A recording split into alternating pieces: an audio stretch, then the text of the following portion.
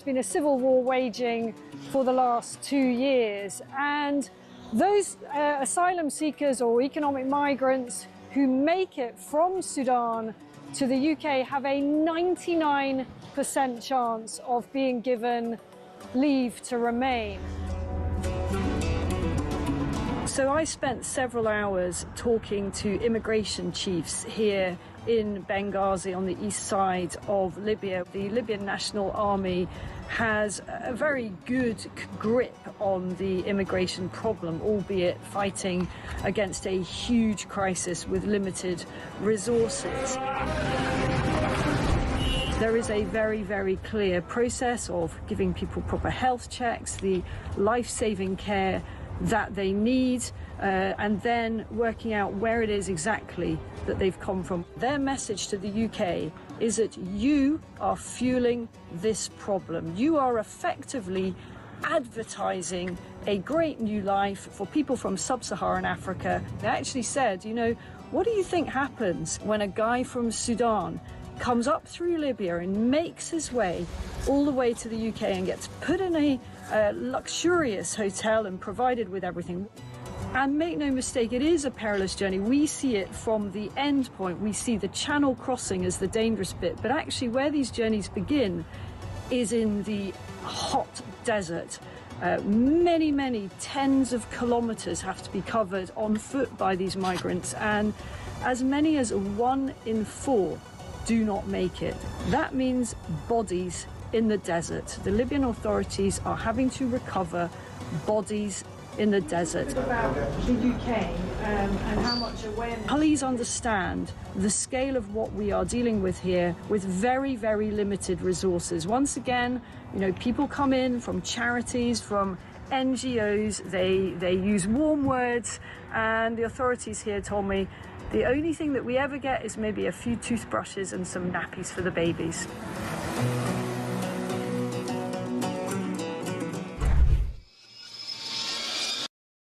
Across the UK, on DAB+,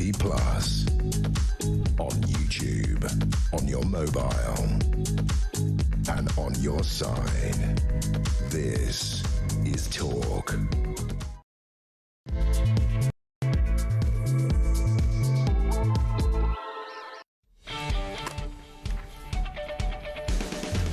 Very, very good morning to you. What is it? Just gone 6 o'clock. It is Tuesday, the 6th of January, 2026. A very good morning and welcome to the all-new Jeremy Kyle Breakfast Show.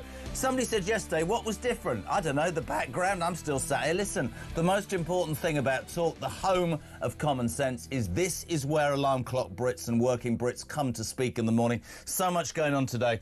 We'll talk about it all. I don't mean to be disrespectful. We'll obviously touch upon Venezuela, Colombia, potentially Greenland, and whether Donald Trump wants to conquer the world. I get all that, we will. But there's so much, and I would never want anybody tuning in to think that this programme is merely centred on Sir Keir Starmer, but it really is. It's like winning the bleeding lottery every morning that you walk in to Talk. This is fantastic. Overnight, ladies and gentlemen, a post on X by Sir Keir Starmer claimed that his government was lowering your energy bills by £150 on average.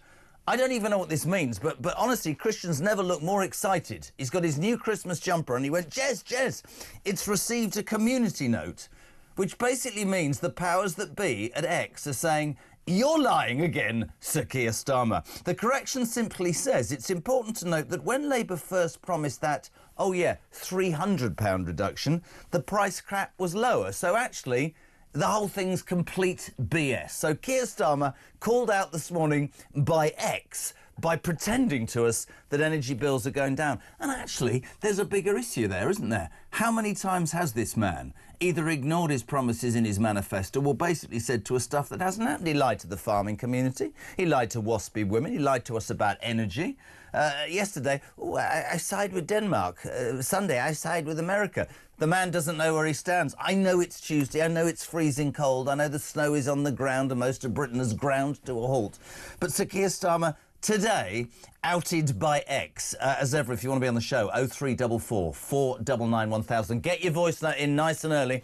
We're primed and ready to go. 87222. Start your message with the word talk. And talking about that, so many things sort of gravitate towards it. When you're reading the newspapers, we get Starmer. Let's talk about net zero and energy. Let's talk about, in the midst of everything that's going on in terms of the problems that we've got in this country, it's -10. I don't know where you're watching, listening or ignoring me this morning, but let us know where you are and how bad it is. Bear this in mind. Your energy prices are going up and almost every part of your public services are being decimated. And many people who listen and watch Talk, they say, it's because of our immigration problem. Let's take you to Crowborough. Do you remember that place in East Sussex where they're about to house 600 migrants in a disused army cadet base, basically? They said to the cadets, you better leave, it's not safe. But it's going to be safe for the good people of Crowborough. Hopefully, by the way, an important local person from Crowborough on the show later. Government announced yesterday that thousands of pounds will be spent upgrading the CCTV cameras in Crowborough, East Sussex. So let me get this right. You're spending thousands of pounds of taxpayers' money upgrading the CCTV in Crowborough because presumably that means you think that it's not going to be safe once the migrants arrive. But you're going to house 600 of them in the local community and sod what the people think. The world's gone mad. 0344 499 1000. Text to 87222. Later on, Robert Jenrick, Shadow Justice Secretary, good man, on from 9 o'clock. Ring Rob. It's creatively brilliant, isn't it? Ring Rob. He's on after 9. Get your calls and texts in nice and early. And also, just to get you underway today, sad news, ladies and gentlemen. Do we have any sad music? God, the production values have gone downhill. British Airways has decided to axe the full English. If you go business class, which many of you, and well, I don't ever go on a plane anymore because it's just too, never mind. Anyway, you won't, if you go business class, get a full English anymore. From tomorrow, passengers will instead be able to tuck into a continental plate. Oh, sod it. The airline said the measures were not a cost-cutting exercise, but ready for this? Would allow crews to spend more time with customers, because that's what you want. If you're starving hungry and you're on a plane, you want some dumb steward or stewardess having an inane conversation with you. No, I want a bacon sandwich, you bunch of idiots. It got us thinking this morning, maybe this is actually just political correctness gone mad. Full English, can't call it that anymore. What are you going to call it? Diversive petit déjeuner? Let's have your suggestions. What should we now call the full English? Because apparently that's being axed, because apparently that's wrong. 87222. Start your message with the word talk.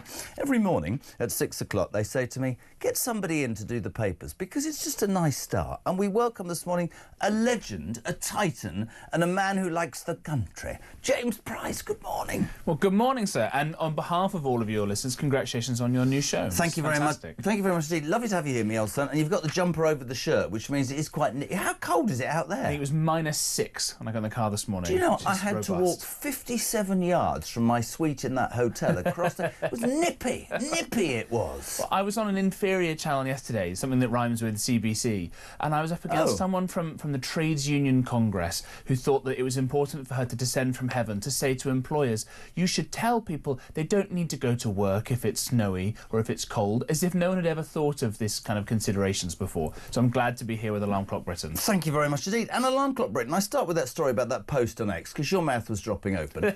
It's not just about Keir Starmer lying again. Think of how bad it is for the pensioners who have had their heating allowance taken away, for the people who are getting out of bed to go to work in really quite icy conditions. Yeah, you're right, trade unionists, all the people in the civil service, I think I'll work from home. It's cynical to say your energy bill is coming down when it blatantly is going up, you lying toe rag. It's a fact. It's a lie, right? It's on the screen there. It's absolutely extraordinary, this. I think what's happened is we all talk a lot about the effects of social media on politics, and there are some politicians who are coming up with this now, younger people who get it. There are some politicians much older who also get it. I mean, Donald Trump, whatever you say about him, is a man who knows how to use social media to world-changing effect. But we have in Britain now still some generations of, let's call them analog politicians, to be polite about this, who just don't understand. You cannot get away with lying. Just a blatant lie. Your bills are going down, they say. No, they're when not? your bills are going up. You can't get away with that anymore in the modern ecosystem. And one of the brilliant things that Elon Musk has done, he's done a few brilliant things with Twitter. I think one of the best are these things, as you say, called community notes. That's what he got. I mean, I didn't even know what it was. Right, and it's actually not just the powers at Twitter that do this, it's ordinary users. So if lots of ordinary users look at this and go, that's not right, they can put this, it's sort of like a context box underneath, and they get to call them out. And there's no way that Starmer can get rid of that unless lots of other users look at it and go, oh, the note's not fair, the Prime Minister is right. And ain't nobody going to do that. So let's just cut to the chase. 6:10 Tuesday morning. It is cold, it is difficult, you're all getting up to go to work. Our Prime Minister, let's remember what he said before the election when he promised a massive reduction in your energy bill. This was before Great Britain elected this man. Have a listen, have a watch. Now, clean British power is, renewables, which is about a third of the price of fossil fuels at the moment, and that ought to bring down the household bills by about £400 for each bill. But that's a permanent drop. This is the big difference, I think. A permanent drop. I mean, you're going, what's he talking about? That's blatantly lying. Well, I mean, that's someone who obviously looks like he's lying, and you can see when you go back and watch his clip. I mean, he always looks like he's lying, even when he says things like, I love my country. But we'll park that one for a second. Yes, do. I don't understand why politicians think that they can lie to the public when the public understands basic natural laws, like the law of supply and demand. If you have lots of supply... if you have lots of demand, then supply needs to match it, right? So in this country, we have blocked huge amounts of energy generation. We don't do any fracking. Well, America does huge amounts of fracking, and their bills are sort of 2/3 cheaper than our bills are. Let's frack. We've stopped loads of North Sea oil and gas because mean and bad and naughty. Okay, fine. Well, that means bills have gone up because there's less of it to go around. I didn't want to start like this. We're getting wires cut down by, across Europe by alleged Russian ships. Well, that makes it more difficult to transport energy around. We're putting in solar panels. Okay, great. Well, it's not going to be light for another couple of hours. It's not going to work. So in Britain and in the Nordic countries, that doesn't work quite so well. So all these different problems. So what are you going to do? We have to get more energy sources going again. And then you get someone like Ed Miliband who comes and goes, oh, it doesn't actually work like that. And he's wrong as well. It's very, very simple. If you have lots and lots of something, then the cost goes down. If you restrict it, the cost goes up. Absolutely. I don't know why it would be any different from energy to houses, which we're going to talk about, to anything else at all. And the fact that Starmer either doesn't understand this or doesn't understand that he can't get away with lying anymore terrifies me for what everything else comes out of that man's mouth. What's really interesting about what you said, and I'd love to hear from you this morning, Alarm Clock Brits, what do you make of him? You look at him and I just think you're lying. This is what the tweet said overnight. This year you will start to feel our promise of change. £150 off the energy bill from April. Your public services will be improved. Your community will see more funding. We're restoring local pride. We're getting Britain back on track. Let me cut this down, right? You will start to feel our promise of change, right? So 150 quid off your energy bill has already been told by them by X. He's lying. He's got a community. I don't know what a community note is, right? Your public services will be improved. The only way they're going to be improved, by the way, is not more money, is to actually stop giving our public services or the use of our public services, be it their health service or to people who actually haven't paid a penny into a system that's supposed to sustain them. Your community will see more funding. Yeah, that's because we're going to screw you over council tax, because we told you we weren't going to increase council tax, but we're going to do that as well. We're getting Britain back on track. Honestly, the man is... I'd love to know what you think. I mean, honestly, I come here every day and I think, no, I'm not going to attack him. It's going to be fine. And then this idiot does something else that just is like money from... Honestly, does my head in. It is extraordinary, isn't it? I mean, people will study these sorts of things in days gone by and realise this is how you don't do politics anymore. And actually, the Conservatives' official Twitter account, their official response to this was merely... when he says getting Britain back on track, was a video of a train falling off a bridge and crashing.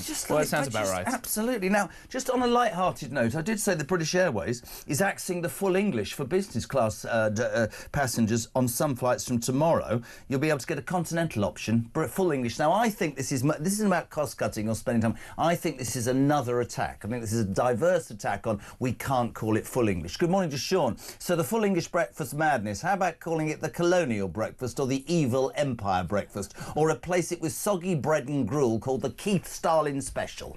That's a good idea. Morning to H, they're on it now. Talk, full Monty, the Mega Builder breakfast, or the Boil in a Bag Army breakfast. I've had a few in my life from a military vet. This man's at yes he is. Pete, good morning. Surely the full English must now be devoid of bacon in order not to upset Starmer's preferred demographic of voters. Good Lord. Hash up Browns after Gordon Brown's. Very Ed good. Benedict's can be renamed Eggs Traitor. And finished off with half-baked beans and an old tomato to throw at that idiot Starmer. Morning, Neil. Cheers. How about an imperialist platter? I like that. It's true, though, isn't it? Honestly, they're going to take everything away from us. But you can throw your suggestions in on that. 6:15. He lies on Twitter. We talk about lies. There's a great story, you just touched upon it, in the Mail on page 2. This is really, really surprising, ladies and gentlemen. Labour failing to build enough homes to keep pace with immigration. I'm shocked. Sorry, and again, I thought one of those promises in the manifesto was we're going to build 1.5 million homes. Oh no, she was sacked, Raina, wasn't she? Is it not fair to say that councils and politicians of all parties are responsible for, yes, I think we should build more houses, but not in my constituency. Yes, we need to build more houses and be more constructive where we build them. But surely if your country is being flooded with illegal migrants who are being given housing in front of, sorry if you don't like this, indigenous populations who have paid their money, you're in trouble, aren't you? I think that's a fair point. But if you're Angela Rayner, as you say, she was sacked for this, but she doesn't understand because she got enough houses for herself, which is what I think she thought the job was. Yes, but she's only got one now. There it is, from second page of the Mail. Labour failing. I mean, the house thing has always fascinated me because politicians of all sides have always said we need to build more houses. What's your take on this? I mean, I live in the countryside, you live in the countryside. I'm pretty sure there are disused petrol stations and areas in which we could build houses, but people won't have it. I think we've all got to soften our approach if we're going to build these houses, haven't we? Yeah, so there's a couple of points here. I think one, on the legislative side, to get a bit nerdy about it, the Town and Country Planning Act of 1947, 1948, which basically prevented some of the big cities from being able to grow. Birmingham, for example, was the fastest growing, most dynamic city in Europe. Dynamic. And a ring and a kind of green belt was put around it to prevent it from growing because the Socialist Labour Party that came in after the war was worried that the success of Birmingham would mean this failure of other places. So even back then they were meddling in what could happen. And that's what we've seen in lots of places. So therefore it's very difficult to build houses where you want lots of people to be. If you've got cities, let's make some of those cities bigger so you don't have to encroach so much on lovely green fields and England's green and pleasant land and all the rest of it.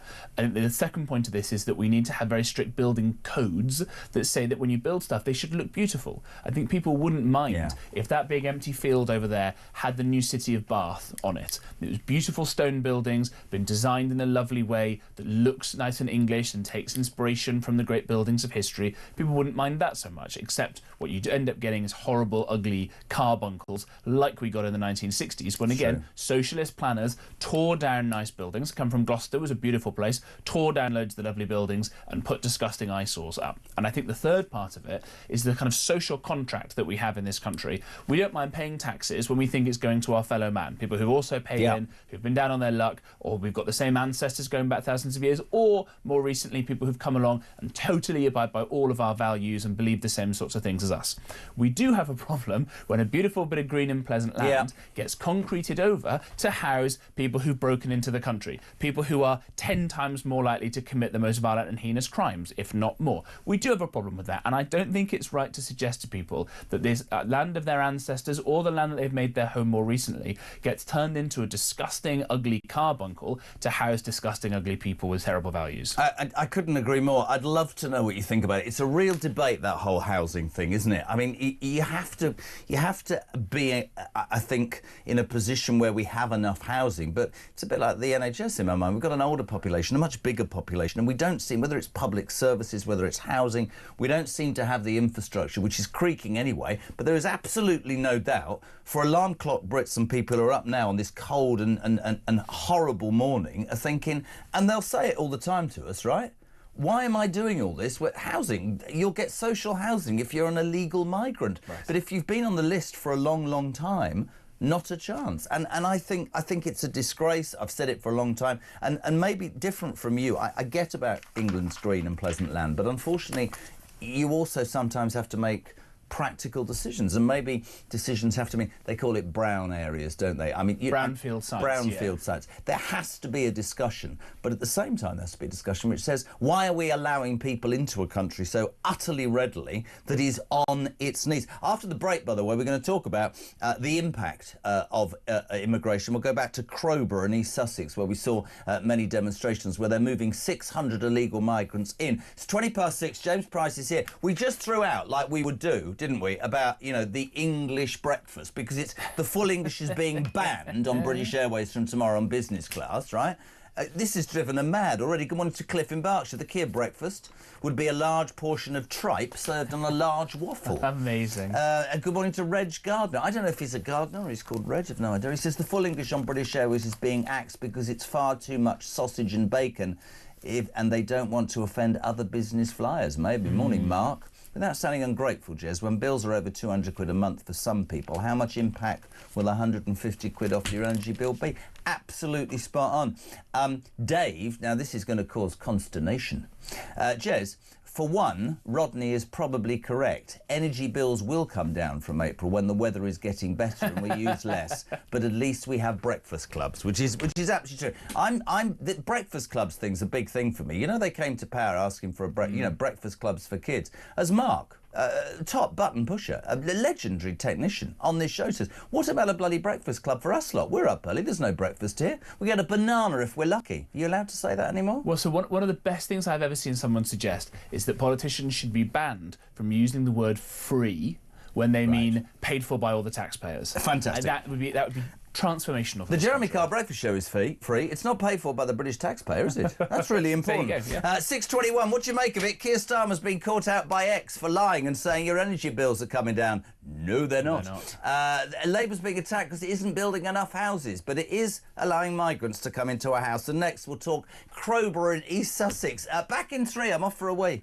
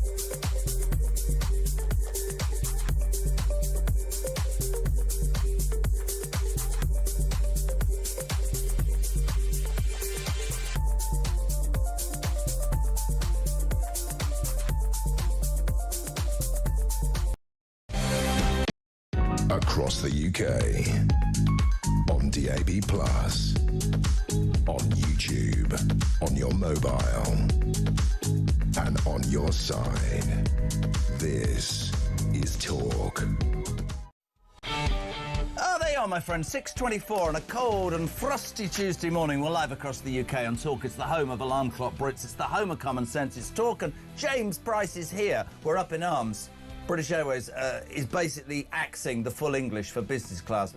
People are outraged. You're absolutely right. I mean, it's a great symbol. Mark Twain, I think, once said that you can eat well in Britain as long as you have a full English 3 times a day. It's also a man who said that golf was the walk, a boring walk that you still hold that ball. I don't like Mark Twain at all. Are we allowed to say on air that one of your best mates is the director of comms for British Airways? I'd love to get him on. He's not having a good morning, is he, to be fair? Well, actually, I will state he's done a great job at trying to get them to sort out various bits, but there is only so much one great man can do. I'm sure we'll get some good positive developments and it won't be left with just a sausage. Don't forget, no, continental you're breakfast. not allowed to say that. 0344 499 1000 for your voice notes. Morning, Pete. Morning, Jezza. The only thing this government is lowering is our standard of living, lowering it right into the gutter, right? Because if they can't bring the third world up to our level, their plans to take our country down to theirs, isn't it?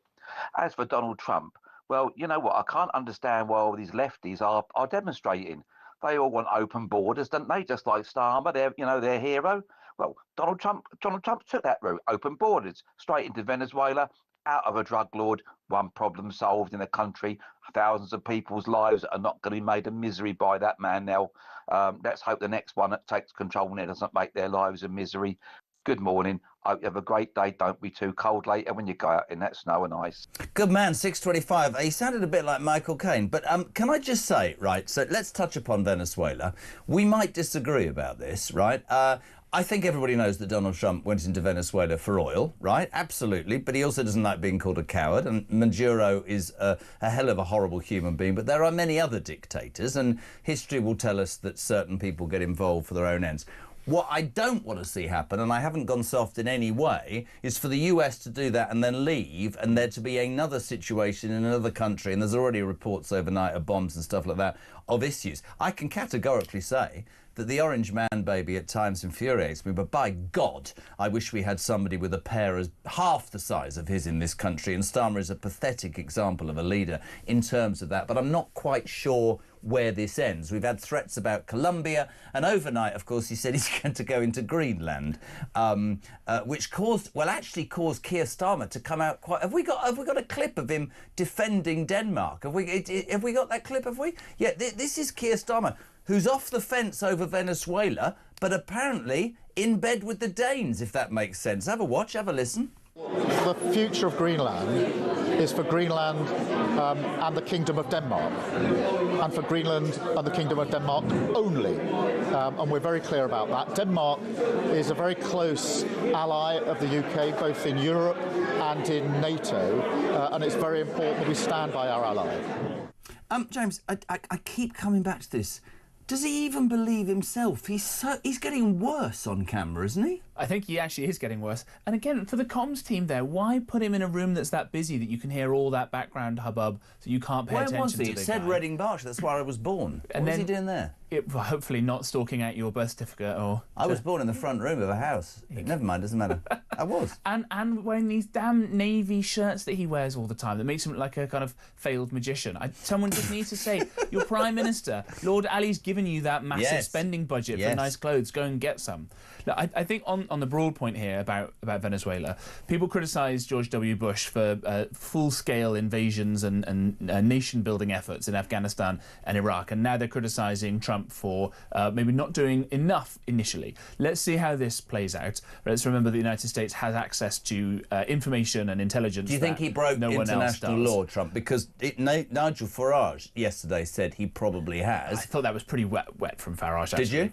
What is this international law? Is it here in the room with us now? What is law? Law is something that can be enforced, and you can understand who sets those laws, and you can understand, what the ways to change those laws. None of this stuff applies to international law. The only international law that really truly matters, if you follow the realist school of international relations, let's go back 2,400 years to the Peloponnesian War between Athens and Sparta. And Thucydides, who wrote the history of that war, said, "The strong do what they can, and the weak suffer what they must." That is the international law. That's what matters. And the only difference here is that now Trump is openly saying it. And some of these morons on the left should go, well, now that Trump has done this, maybe Russia and China might break laws. I'm like, yes, now I'm worried that after this, Putin might decide to illegally invade Ukraine. Oh, wait, no, he did that a few years ago when there was a weak leader in the White House. And you know me, I'm about as left-wing as you, not. Does it change... If you think of Farage's response, and yes, Maduro is and was an appalling leader and ransacked his country. I made my point about what happens afterwards. But is this about Donald Trump flexing his muscles? Is it beyond that because he can see what the world is doing in terms of Russia, in terms of China? Does it, in fact, bring him down? Is he now able to say Putin's disgusting, Putin's a disgrace, the way he's come into Europe? If he's doing the same, I mean, the Greenland thing. I mean, Starmer refuses to say that Trump broke international law. I mean, and he's in... Sorry to bring it back to Keir Starmer again, but he's in an absolute pickle, isn't he? Because the socialists on the left, who seemingly like communist dictators, which I never quite understand, are up in arms. Here he is again, ladies and gentlemen. It's only 6:30. We've had him on 3 times already. Keir Starmer I don't think Donald Trump... Look, sitting on the fence, he's got what's-its up his backside. Have a listen. France, Spain, Canada, Germany, as well as the UN Secretary-General, have all said that the US has violated international law. Has the US violated international law? Well, international law is really important. It's the framework, and it's for the US to set out its justifications for the actions that it's taken. But it is a complicated situation. It remains a complicated So you're not going to say whether you think the most important thing is stability and that peaceful transition to democracy. That's what matters to Venezuela above all else, and that was the position we took before the weekend. It's still our position So now. you're not going to say whether you think they have or haven't, just to be clear? I'm going to be clear that I believe in international law. I've long been an advocate for international law. I'm absolutely clear that is the framework that applies. Okay. Obviously, it'll be for the US to set out their justification in relation to the action that they have taken. You don't want to call it out?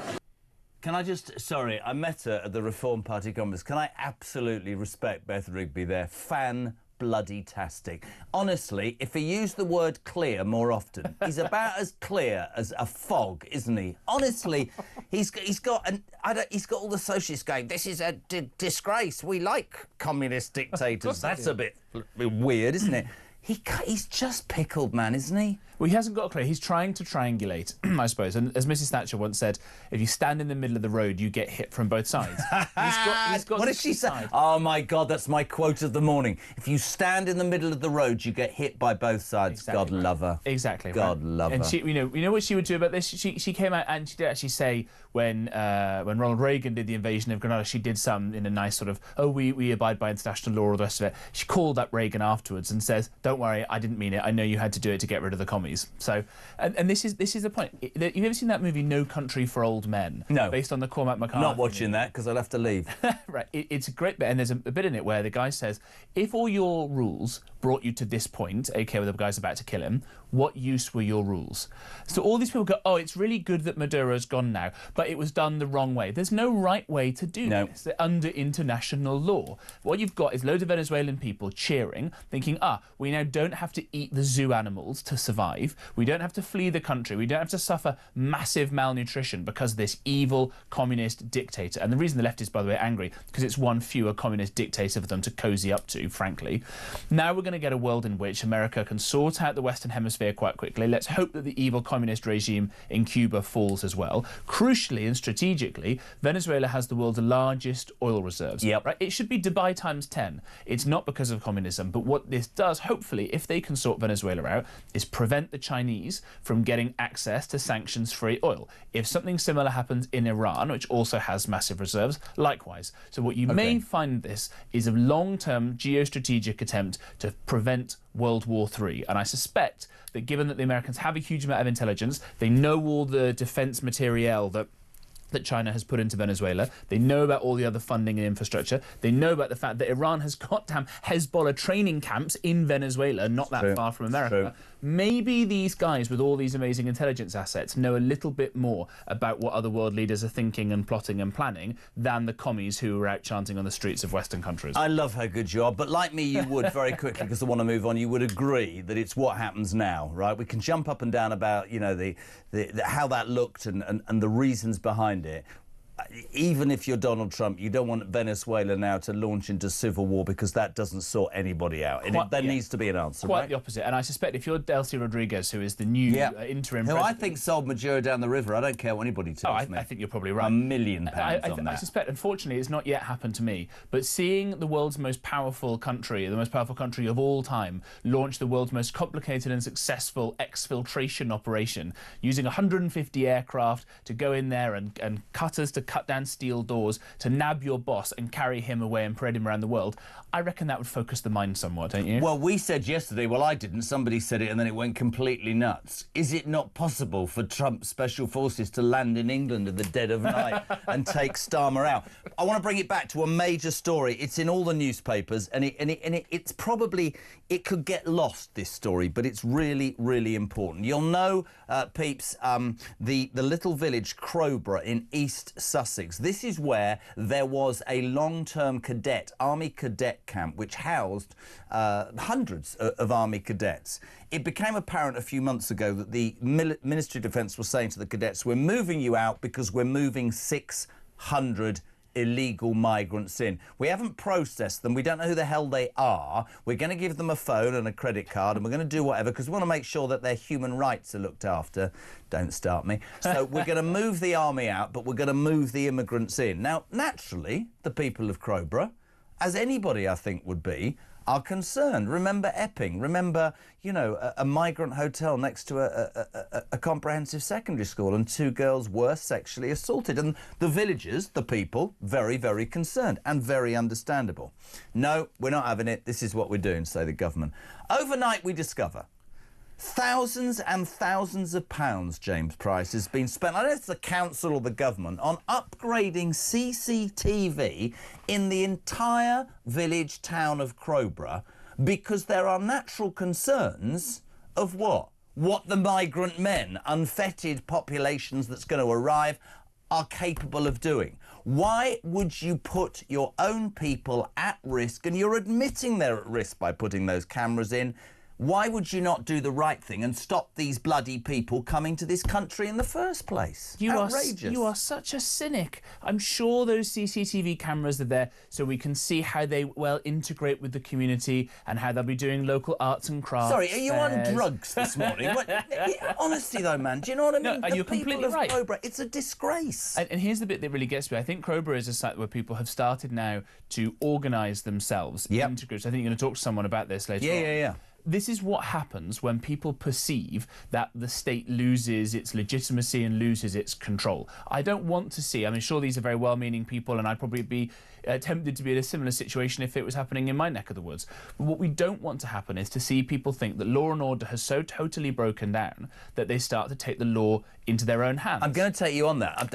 I completely agree. Nobody on this station or anywhere with an ounce of sense would want to say anybody should do that. But there is palpable fear, a sense of unfairness, a real, I think, in this country, amongst not just alarm clock Brits, but all over the place. People keep saying to us, right, Jay, the whole time, I do everything right, I get treated like... I'm sorry, that nearly rhymed. It could have been perfect. and these people are... Whether the do-gooders like what I'm going to say or not, they are unvetted. They are not families, you idiot, Darren Jones. They are young men who get rid of their documentation, come to this country because we're as soft as, we're back to that word again, and nobody knows who, where, why or what they are. For a council or a government to say we're spending thousands on CCTV cameras tells me all I need to know. They want to make sure that these people are doing the right thing. The right thing is not to allow them to set foot in this country. If that is, what will somebody say to me? Oh, that's far right. No, it's not. It's common bloody sense, isn't it? Absolutely right. On the CCTV, what was that old line in the Cold War? Moscow rules was watch your back, but London rules was cover your bum. Should we say? And that's all it is. Your bum. Well, I think it was family programme, isn't it? You can say arse, it doesn't matter. There it is. And this is it. It's called a revealed preference, right? Yeah. They'll say, oh, we're welcoming these people and we care about their human rights. And what they're actually doing, as you say, is, oh, my God, we're letting all these unvetted people in. We know nothing about them. I'm sure if they were really doctors and architects, we'd know. They probably wouldn't have thrown their medical licence into the channel when they illegally broke into the country. And we know that they are disproportionately likely to commit the most heinous crimes. And so I can understand why people want to start organising and the rest of it. That is how the state starts to break down and lose its legitimacy. And the Conservatives lost a lot of legitimacy for not being able to deal with this problem. And it goes, actually, I think it's linked to the Trump Venezuela story. If your rules say that you have to let people who break into your country illegally, you have to give them money, literally money on cards, and give them phones and give them housing to protect them, even at the risk of your own people, well, what damn use are those rules? At the risk, at the risk of your own people.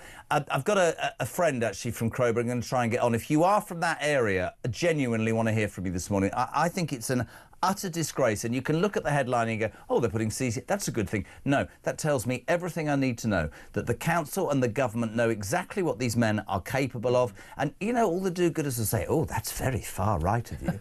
No, it's not. I've got teenage daughters. And if I was in Crowborough and I'd worked all my life and bought my house, I want to know that me and my family were secure. That migrant tracker, you saw it yesterday. We're almost at 65,000 migrants, illegal migrants who have come into this country. We can have the debate, can't we, about we should process them. I've said my bit. I've said it repeatedly.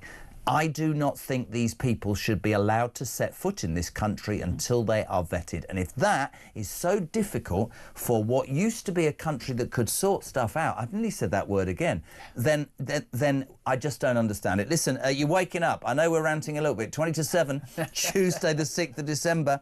The great story this morning is that Keir Starmer went on X overnight, formerly Twitter, to say your energy bills are coming down by £150 in April.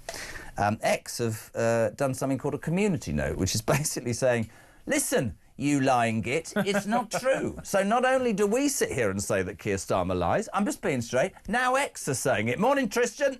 He says about bills are going to go down in April. That's when spring and summer starts. So obviously bills are going to go down because we won't be needing to have energy on all the time and have heating on all the time. God, he lies so much. It's unbelievable. It infuriates me whenever energy talk happens. It absolutely infuriates me because there's just no common sense.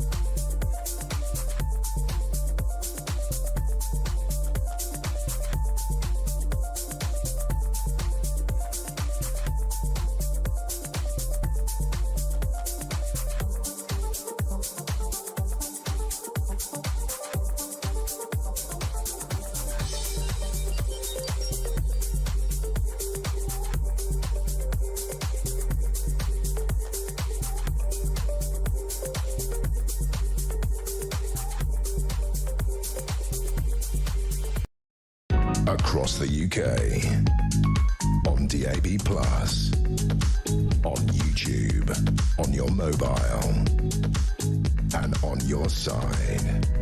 This is Talk.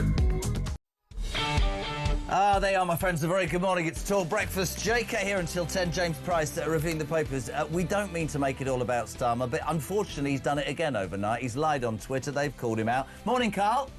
Hi, Jeremy. Carl here from Coventry. We shouldn't be really surprised, should we, that Keir's been caught out lying? I mean, let's face it, he's been lying since he was put into power, and his cronies.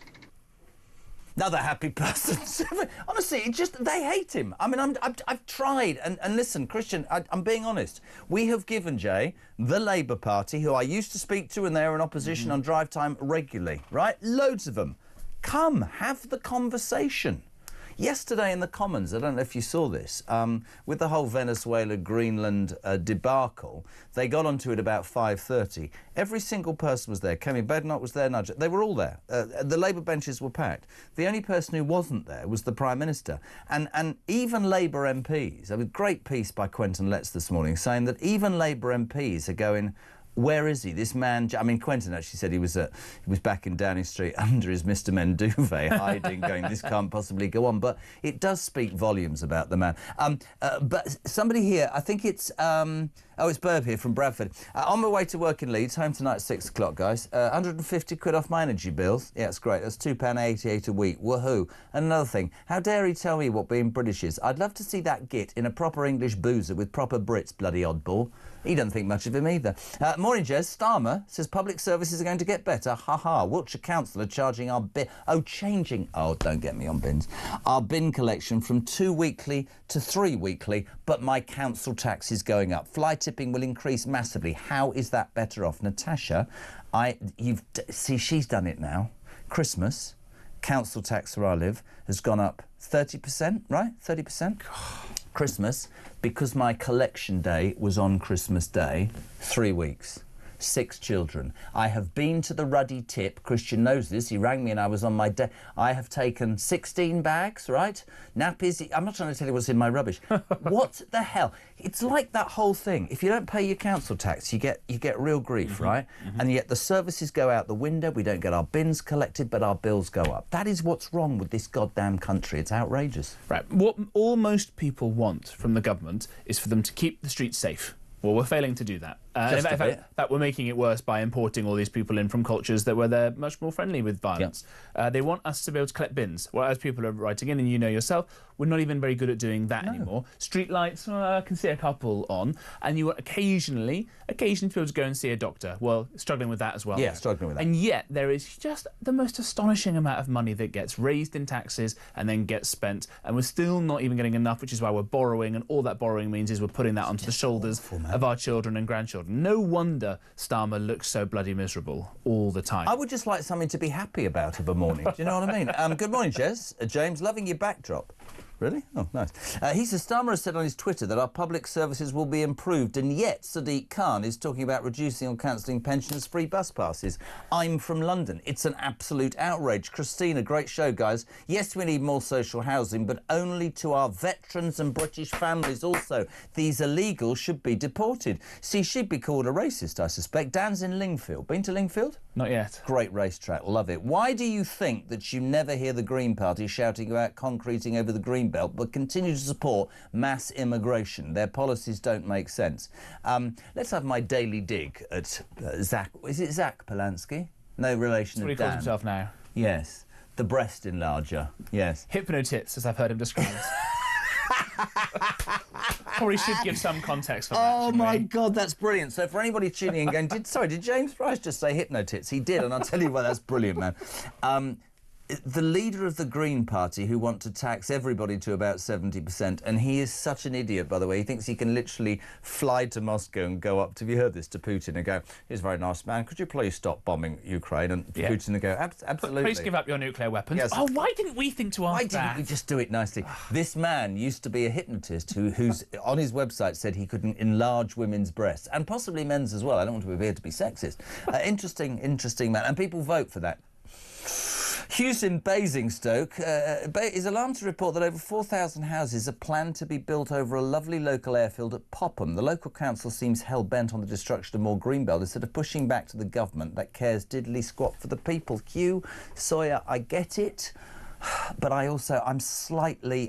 that debate about houses we had earlier, it's difficult for me because I think we have to build them. Paulie Young, morning, Jez. Our local council is building 2 big blocks of flats overlooking a children's park. We are in Hillingdon, which has the largest amount of immigrants. So I wonder who will be going into those flats overlooking a children's park. Yeah, I think the only thing that is going to work with this is a new government that comes in, a new right-of-centre government, whichever format that will take, and they will say, look, we're going to stop the boats. We are genuinely going to do this. We're going to pull out of all the ECHR and all that sort of nonsense. We're going to have to do quite a lot of deportations of people, as America has been doing as well, people who shouldn't be here. That will relieve some pressure. And then we're going to say at the same time, because you know that these houses are going to go on your fellow Brits, where they've been here all their lives, they've become British, British through ascribing to the right kind of values, or their ancestors have been here. We're going to make those houses beautiful. We're going to do it in a way that is got local support, and we're going to do it in sensible places. I think that will have to be the deal to make this work, because actually the average house price has increased enormously ahead of what average salaries are. So in about 1990 or so, the average house was about 3 times average wages. It's now about 15 or something crazy. It's got totally divorced from it, which is why it's very, very difficult for younger people to ever get on that housing ladder. Absolutely. And I think the other bit about this is, if we make them beautiful. Again, as I said this before, if you make it all look like Bath, you make it all look gorgeous and lovely, that would work. And if we put it in smart places, there's something that used to be called the Oxford-Cambridge corridor or arc or something. It's now called the growth corridor. It's called the M4. Right. That would be quite smart to do a lot more between Oxford, Milton Keynes, Cambridge. It's nearish to London. Yes, there are some attractive places there, but thickening some of that up so you can get good connections with London and back again up north in some of these great places. You've got to be able to build houses, man. You've got to be able to build. Can I just say that is the line of the decade? If I do 10 more years of radio, which is highly unlikely, hypno-tits to describe Zach Polanski is my favourite line in the morning, 10 to 7. Can we go to the Times? Because we've been talking about unvetted men coming into this country. We are outrageous human beings. Terrible. This is a Salvation Army worker responsible for refugees has been sacked after he said they should be sent back on a boat. This is a tribunal. I'll let you take this story over. It's brilliant. It's absolutely... I mean, every line of it gets better and better. I mean, first of all, I'm surprised the Salvation Army is still allowed to be called Army, frankly. Isn't that very evil and terrible? It should just be called the Salvation Friends or something. Salvation Friends. Salvation Friends. Yeah, let's rename Army. That's far too aggressive. This is a chap called Charles Markey. He's 56 years old. He has been working there for a long time, presumably. Free of charge? Yep.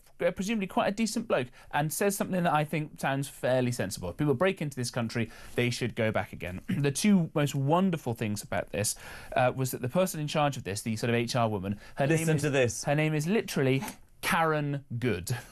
Which is just perfect. And then this guy goes to this tribunal, and they said, you sure? What do you mean by this? And he says, yep, the lot of them. So good on him for that. And then finally he says, fine, sack me. Don't sack me for gross misconduct, though.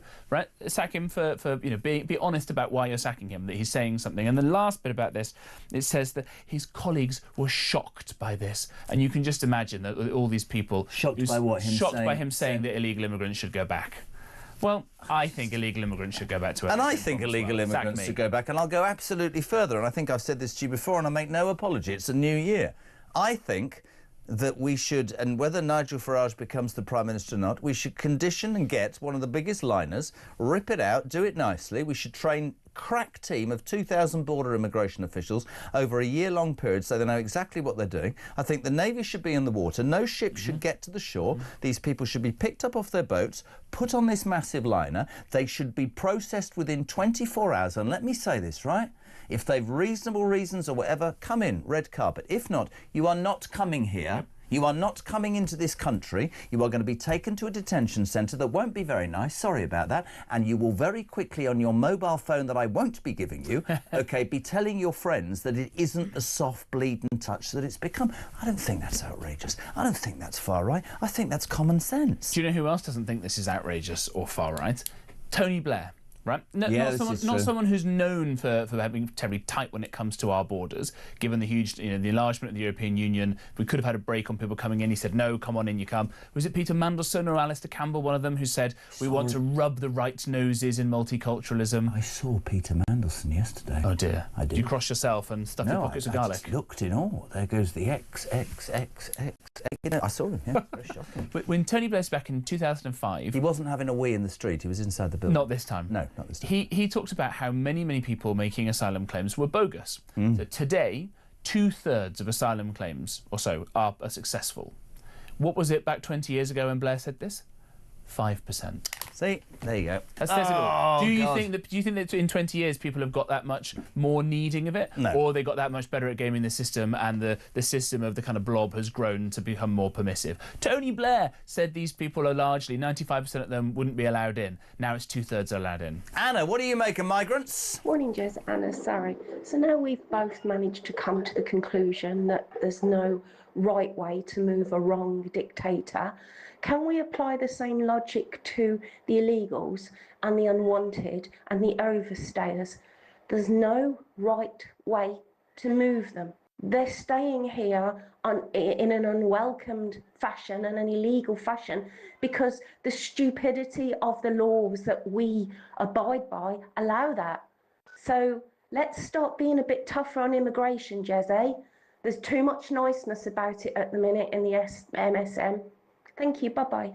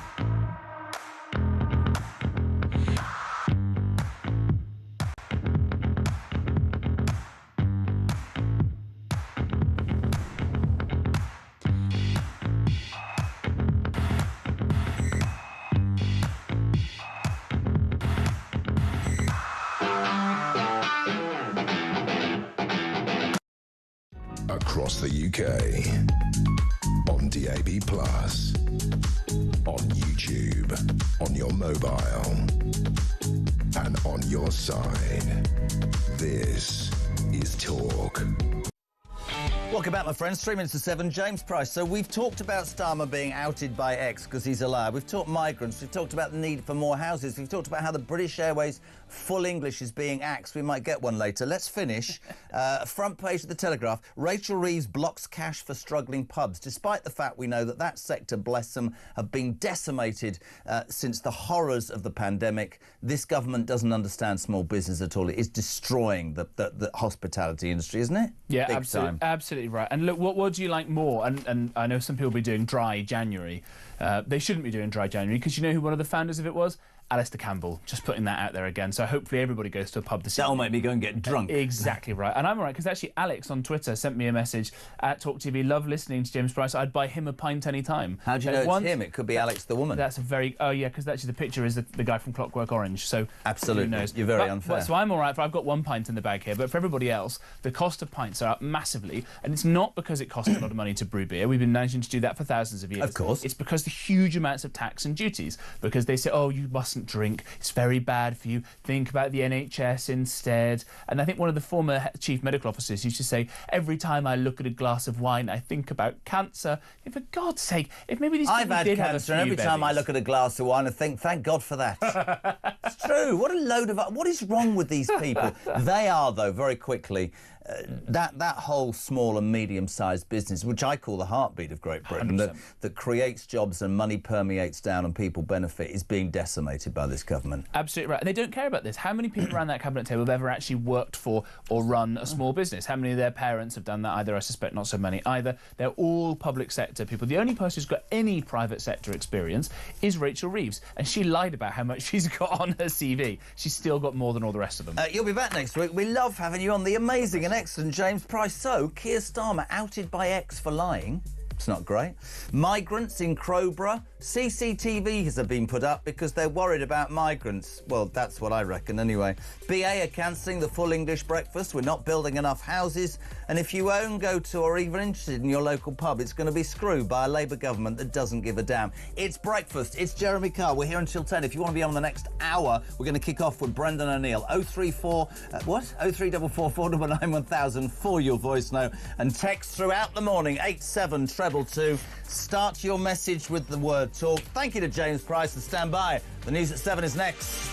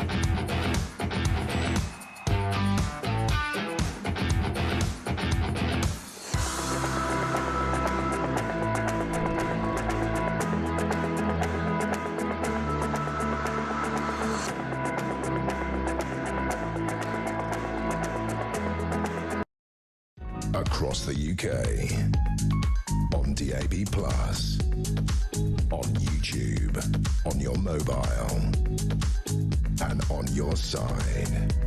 This is Talk.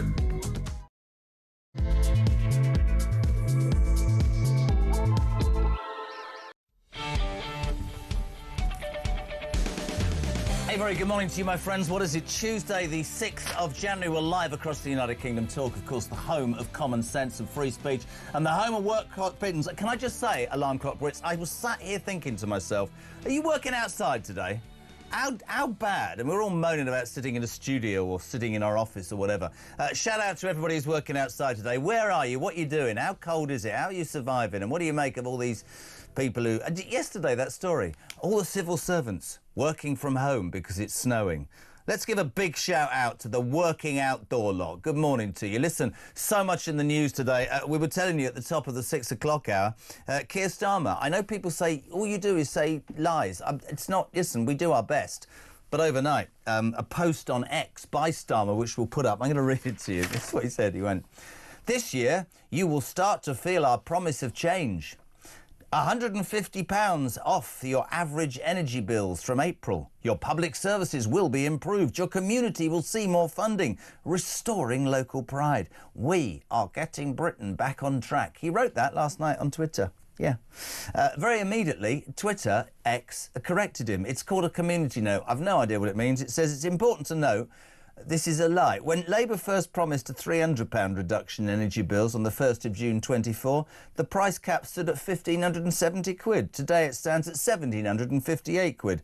A £150 reduction means that bills will still be higher. So not only is the man lying to us on television, he's lying to us online. Your thoughts on that? We'll talk absolutely about the migrant situation, that story I was telling you about down in Crowborough, where they're housing 600 illegal migrants. That's caused outrage locally.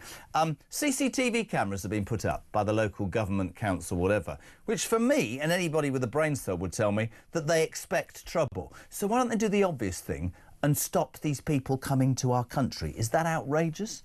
Labour isn't building the houses it said it was going to. There's a shock. They're not supporting pubs. That's going to be decimated. There's a shock. But even more shocking news this morning, and we hope to speak to the director for comms at BA. BA is axing, ladies and gentlemen, the full English breakfast for business class passengers from today. You'll only be able to have a continental plate, the full English. Now, they say they're axing it, not for cost cutting. It's so that crews, why am I doing that voice, can spend more time with customers. Because that's what you want, isn't it? When you're on your plane, falling asleep, feeling hungry, you want some idiot coming and saying, "Oh, are you enjoying your flight?" "No, I'm bloody starving. I want a full English." I think there's a bigger thing here. I think the full English is politically incorrect. So I'd love your suggestions. What are we going to call it? Le petit déjeuner, the divisive déjeuner. That's the only thing I've got, a divisive déjeuner. 87222, start your message with the word talk. Loads to talk about. Jay, good morning. Morning, Jezza. Good show as always. And I just want to say, look, people are scared. People are worried. Women are scared. Women are worried. The amount of attacks that have gone on, the ones that have been reported that we know about, there's a lot of them. Think of the ones that haven't been reported. But what I want to say is, we know the word racist just gets thrown around. It's not about racism, because a lot of Brits will turn around and say, the Afghans that helped us in Afghanistan and work with our military and are recommended by our military that work with them day in, day out, get them over here, get their families over here. No one's got a problem with that. Let them join up with the British forces if they've got a skill. You know, if they are a genuine engineer or doctor or, you know, a medic or a, you know, interpreter, something like that, let them join up. We need the numbers. They're keen to help, and, you know, they speak 2 or 3 languages, probably, them people. So, you know, English anyway, at least. You know, so roll on with it. Very interesting. Your thoughts on that, your thoughts on the main news. And we're delighted to welcome now, I love this man, I'm always delighted to have him on, chief political writer at Spiked Online, Brendan O'Neill. Good morning, my friend. Hey, Jeremy, how you doing? I'm good. Welcome to the new Jeremy Kyle Breakfast Show. You OK? I'm good, thank you. I'm happy to be here. Good. Mate, oh, we used to rant on drive time and we're in the same position again. Have you seen this post from Sir Keir Starmer overnight? Have you heard this story? I mean, it is a blatant lie. And actually, James Price made a really salient point earlier, which is you can't lie anymore because social media is so ingrained in all of us and almost everything we do that when you say your average energy bill will be £150 less than anybody does a check, it's an absolute blatant lie. And I think energy and the price and the cost of energy and what Labour want to do and, you know, bring out wind farms, screw the farmers, have to import it because it doesn't make enough. You know, I mean, look, it's dark outside. It's ludicrous. The whole thing's ludicrous. I think it's a real gripe with the British people, don't you? Oh, yeah. He's telling porcupines again, which is not the first time Keir Starmer has done that. And the great thing about X, of course, I don't use X, but I can see from that image that you've shown that you have these community notes where people can now say, listen, he's talking nonsense. What he's saying is not correct. So it's like politicians being corrected by the masses in real time, which is a politician's worst nightmare. They never thought they'd have to live through that. So, yeah, he's just telling porkies, you know, they're not going to improve the standard of living. They're not going to protect our borders. They're not going to smash the gangs. They're not going to fill any black holes in the economy, whether they exist or not. They're not going to grow the economy. They're not going to do any of the things they promised. And that has dawned on millions of people over the past year. There was I don't know if you saw it yesterday, there was a latest opinion poll, and it basically said that Nigel Farage, despite the criticism recently, I have to say, is heading for Downing Street. It was a 16,000 person sample yesterday, 381 seats. You're a political writer. Let me ask you, I mean, I was going to say, can you get inside Keir Starmer's brain? I'm concerned there isn't actually one. But do you think that he... I mean, yesterday didn't turn up in Parliament with the debate about Venezuela and Greenland. It's almost as if, you know, today's off to the... That's another thing that does my head in. The coalition of the willing are having a meeting in France. What about the coalition of let's give a damn about what's going wrong with this country? That'd be a good idea, wouldn't it? He doesn't seem... I mean, I watch him increasingly, and is he running scared? Is he out of ideas? Does he know the truth? Because there was that interview with Kunzberg on the BBC on Sunday where you'd think the guy was... He said, we'll be here in a year's time. He can't honestly believe it. He's bunkering down, isn't he? You know, at the moment, I think Keir Starmer is a weird mix of absolute panic and complete arrogance. So you have that arrogance where people like him think they are the natural born rulers of this country, that the Labour Party and possibly every now and then the Tory Party are the only parties that should get to run this country. They have that kind of arrogant streak in them. And Reform is about to upset that beautifully, whether they sweep in the local elections or hopefully get to Downing Street. They're going to prove that people actually want something different. But he's also gripped by panic at the same time. He recognises that things are going wrong. And in fact, the only thing that Keir Starmer has going for him at the moment is the inertia and moral cowardice, to be frank, of the Parliamentary Labour Party. Because there are unquestionably people in the Parliamentary Labour Party who know that he needs to go, who know that he is catastrophically unpopular, who know that he is failing the public time and time again, but they just don't have the cojones to do anything about it. They don't have the nerve to push. They don't have the guts or even the principles or the vision to replace him with something else. So that's literally the only thing keeping Keir Starmer in Downing Street at the moment is the absolute rubbishness of his own parliamentary party. And he must wake up every now and then and realise that and be quite shocked by it. And actually, politics is a weird and dirty and filthy game, because you can see the vultures gathering, but you can also see that it's all about self-interest. And is it the right time to go now, or do I wait till May? If you're Wes Streeting, do you try and usurp Andy Burnham if he gets in? If you Angela Rayner, you're buzzing around. Well, you're not. You're in Hove, aren't you? But it's fascinating. But I think what really... It's not fascinating, actually. It's frightening, because what really worries people is the fact that alongside all of that, it would be fair to say that this country is sliding, not into oblivion, I guess all that, but I do think the people that say, you know, Great Britain, all that, we are, you know, we've got creaking public services, we've got borders with unvetted males coming in willy-nilly, we've got a health service on its knees, we've got a welfare system that seems to benefit anybody that shouldn't benefit from it and who hasn't paid into it. We haven't got any police on the streets, we've got knife crime and general crime going through. There's a story today about housing, there's not enough houses being built. It's just... You know, in my 60 years, I've never ever felt, maybe it's because I'm more invested in it because of what I'm doing now, but I've never felt that we're in such a dire position. And we seem to have a Prime Minister who's sleepwalking to oblivion without even the remotest idea of how bad things are. I completely agree. I feel the exact same. I can't remember a time when I've ever felt so sad, if I'm going to be honest. It's a good word. It's a good word. You know, about this country and about the state that it's in, and about the fact that nothing seems to work, and yet we're paying more and more money for this stuff in terms of local resources, high streets, everything else. Our taxes are going up, but the stuff isn't working in the way that it should. Our borders are completely broken. Young men are pouring over them every single day, except when the weather's bad. The only thing protecting us from these foreign men from regressive cultures, in large part, the only thing protecting us is the weather, and certainly not the government. The government is completely visionless, doesn't know what it's doing. As you say, it's just a backstabbing fest driven entirely by self-interest, not even by factional disagreements over the future of the country, which is what used to split parties apart. In this case, it's just personalities. It's just self-interest. It's just who wants to come out on top. It's so vicious and kind of monarchical the way they're fighting. So we have this country that's not working, a government that isn't really there, borders that are completely broken so that the national territory itself is completely open to anyone who wants to come here. It's true. This country is not working, and we need radical change. And that's, you know, I've said it before, I really admire the patience of the British people.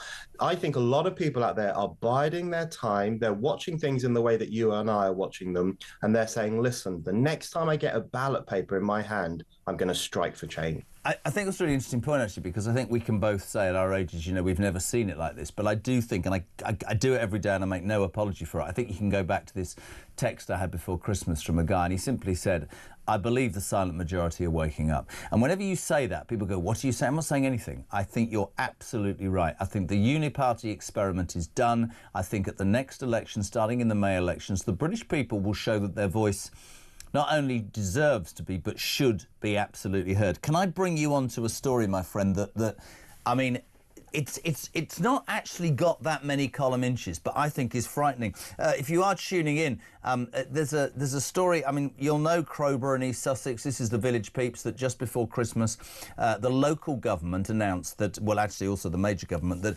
it's the base to a rather famous cadet training area, Crowborough. They're moving all the cadets out to make way for 600 illegal migrants. Cue much demonstration locally, which I completely support, because these people are saying, well, hold on a minute, what's going to happen? These men are unfettered. We're worried about our daughters, our kids, our infrastructure. Completely understand that.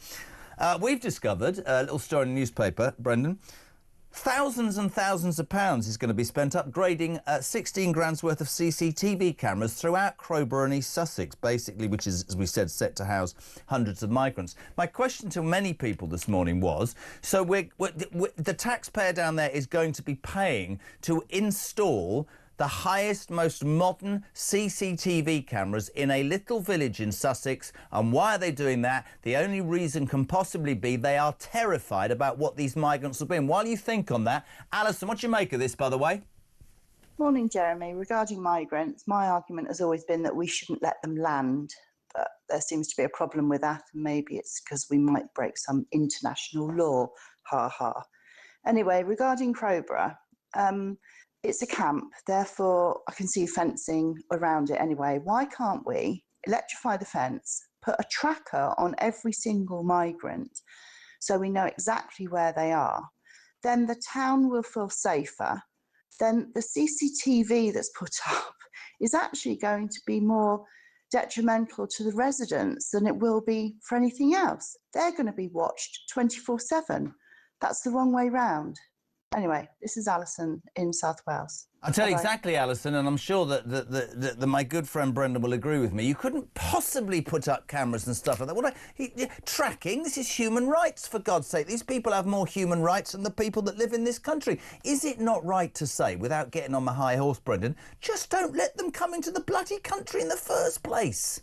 I completely agree. I think Alison is absolutely right. We're getting things entirely the wrong way round. So instead of policing our borders and keeping out people who shouldn't be here, we're policing Britain itself. We're policing these local communities. We're putting up vast numbers of CCTV cameras, which, by the way, Jeremy, you're absolutely right, that indicates that they think there's going to be crimes committed by these men from overseas. But it also, on top of that, it indicates that actually these local councils don't trust their own local population either. They'll be watching them as well, make sure they're not protesting too much, make sure they don't shout if they see a migrant in the street and all the rest of it. It's just creating these layers and layers of authoritarianism in this country because the government can't get a handle on our borders. So instead of keeping men out who shouldn't be here, they're policing the country itself and punishing us, the citizens. That was one of the reasons that Starmer gave for the ID card. He said we all need ID cards in order to prevent illegal immigrants from working. So because they can't fix the borders, they are enforcing authoritarian measures on the rest of us. It is entirely the wrong way round. And I completely agree. People who come here illegally should be kicked out. Can't police the borders or don't want to police the borders. If I lived in Crowborough, you know, I've listened to the left, you know, they'll go, this is outrageous, these poor people. It drives me to distraction, right? Darren Jones, you know, what is he, the Cabinet Secretary to Keir Starmer? That's career ending, isn't it? He went on that Question Time, didn't he, before Christmas and said, no, 90% of the people coming over are women and children. Look at the footage, you idiot. No, these are young men drop their details. We don't know who they are. They come here because A1 were as soft as whatever, and we give far more than anybody else, but not to those who deserve it. If I lived in Crowborough, if I lived in Epping, if I was a parent, I would have every belief and right to go on the streets and say, this isn't right for my community. And the fact that the government are updating at thousands of pounds worth of cost the CCTV cameras, as you quite rightly said, says nothing more than we expect trouble. But then what do you expect from a government when the Epping Hotel was closed? Fair play to that council. Took its own council to court and said the rights of migrants were more important than the rights of the locals. I mean, that should tell you everything you want to know about this government and where the British people stand, I think. Well, that's the whole story, isn't it? That they prioritise the rights and the needs of these men from overseas over the rights and the needs of the people who were born in Britain and who've lived here for years and decades and centuries. That's the truth of it. They are prioritising the needs of these men from overseas. And you're right, you know, the idea that these are victims, the idea that they are poor little people who need our help. I mean, if you just look at the footage you can see now on the screens, these are young men, they're fit men, they're Can't see a woman anywhere there, can you? Or a child? Not anywhere. And, you know, they're tenacious men. They've gone through extreme measures to get to this country. These are men with a lot of drive, a lot of self-will, and they come from cultures that are often very regressive, that are often misogynistic, that are anti-Semitic, that are backward, if we're allowed to say that word anymore. And so you have these men coming to our country, and these local communities just don't want them. And the thing is, you know, this idea that it's racist to oppose migrant hotels or to oppose the arrival of unvetted men in an illegal way, that's not racist. No. These people who are protesting, for the vast majority of them, they are not racist. They simply want their communities to be safe and they want their borders to be policed. That used to be a perfectly normal thing for people to want. No, you can't want that. I mean, somebody has sent a very interesting text which says maybe they are women just identifying as men. I've no idea. But at the end of now, just on a little light-hearted note, because we love having you on, we appreciate your time. Did you hear the story about British Airways overnight? They're axing the full English breakfast for business class passengers from tomorrow. Passengers would instead only be able to tuck into a continental fruit plate of yoghurt and a dried-up pastry. The airline have said the measures are not a cost-cutting exercise. They are indeed to allow crews to spend more time talking to customers. As I said it earlier, you know, there I am on a plane to Scotland for a business meeting or whatever. I'm starving bloody hungry, but I want some inane person to ask me how my day's going. I think this goes deeper. I'm not trying to be conspiratorial. I don't think they want to call it the full English. Have you got any suggestions of what... I mean, what's it going to be called? I don't know. The imperialist platter, somebody said earlier? I don't know. You know, I have to say, I find this story really depressing because I hate continental breakfast. It's one of my bugbears. I can't imagine why anyone orders a continental breakfast. The continental breakfast is as dry as the French. I completely agree with you. Well, let's have a dry pastry. No, let's not, and say we did. So that's it. That's the future for first-class passengers on BA. They're going to have a dry old croissant and have a good old chinwag with the members of staff. That's not what they want. They want to kick back, take their shoes off, and have a full English. That's what they deserve. Couldn't agree more, mate. Great to have you on. Check him out as well. A chief political writer, Spiked Online, Brendan O'Neill. Thank you so much indeed. 7:21 live across the UK. Jeremy Kyle on Breakfast at Talks, the home of alarm clock Brits. We say a very good morning to Karen in Derbyshire. Morning, Kaz. How are you? Good morning, Jeremy. How are you? And I owe you an apology. I couldn't make it the other week. I'd got pleurisy. Oh, bless you. You better now? Getting there. I'm on about the lying little toad of our MP. Sorry, our Prime Minister. I was going to say, don't downgrade him. That'll be later on. This, by the way, from Karen, for people tuning in right now, is because overnight our Prime Minister put out a tweet saying your energy bills by April will be £150 cheaper. Even X have corrected him. It's called a community note. They've basically called him a liar, Kaz, right? Oh, yeah. Yeah, would you like my bill? Same with that millipede. Mine is £2,500. I have to have it on permanently. I have been waiting 2 years for my council to repair my roof. I've got no fault in the roof, so the heat's just going straight through the roof. And for him to say my bills are coming down, the lying little worm has even took my heating allowance. As a pensioner and as somebody who I know has... I'm 62. Oh, blimey. God, we're the same age. As nearly. There's somebody who's worked, presumably, and done her bit and finds herself in her place, as you said, council haven't improved your roof, heat gets out, your bills are £2,500. And this is... Because I love stories like this. It's difficult for you right now, right? It's horrible. It's really, really cold. Well, I get £971 a month. And I pay my gas, my heat, my water, my food out of that. And I got precisely, I'm usually left between £1 and £5 a month. £1 and £5 a month? Yeah. If it wasn't for my two daughters, I really would be in something street. What do you say to the people who say that we should welcome all these unvetted people and they should be treated much better? Take them in, you sponsor them, you look after them, you do everything. My friend went to live in New Zealand. He was a policeman here. He went over there, he got sponsored for 1 year. He couldn't have anything, free, nothing. After a year, they put a flag, a passport and everything in front of him. He swore allegiance to that flag. His kids have now gone over. They're in the army in New Zealand. One's in the police force in New Zealand. They don't want this country. It's not worth it. Our country isn't ours anymore. It belongs to them scum that keep coming across the sea. When people, so if somebody listened to this, you know, one of the do-gooders and said, "But Karen, you're being unsympathetic, you're being far right, you're almost racist the way you talk about these people," what would you say? No.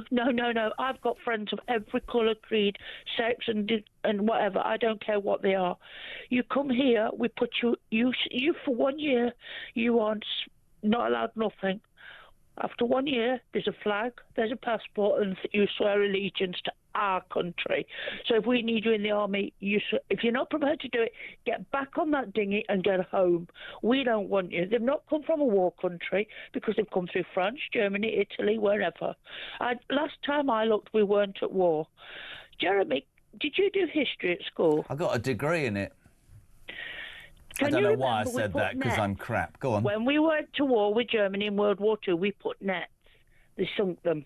Yeah. So that they couldn't land on the beaches. Why the hell can't we do it now? Because we are obsessed with doing right by people who... listen, I just said it. You think about Epping, right?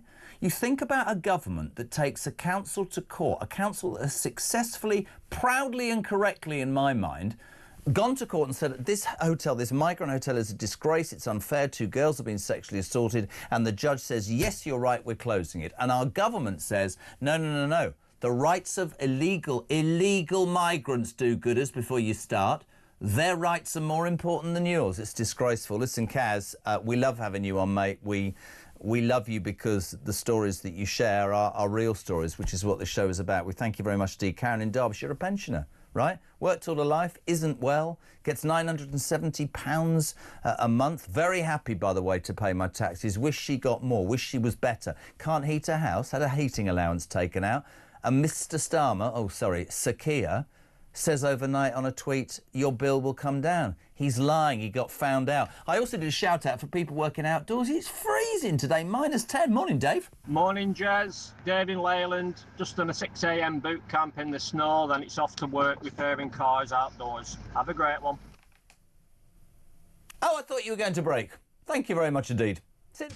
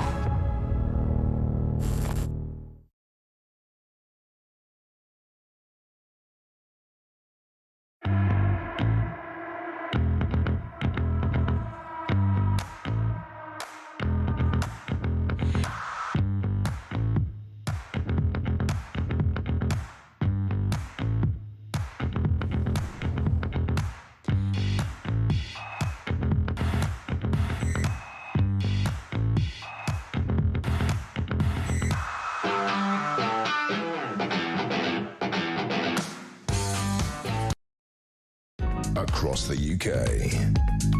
On DAB+, on YouTube, on your mobile, and on your side.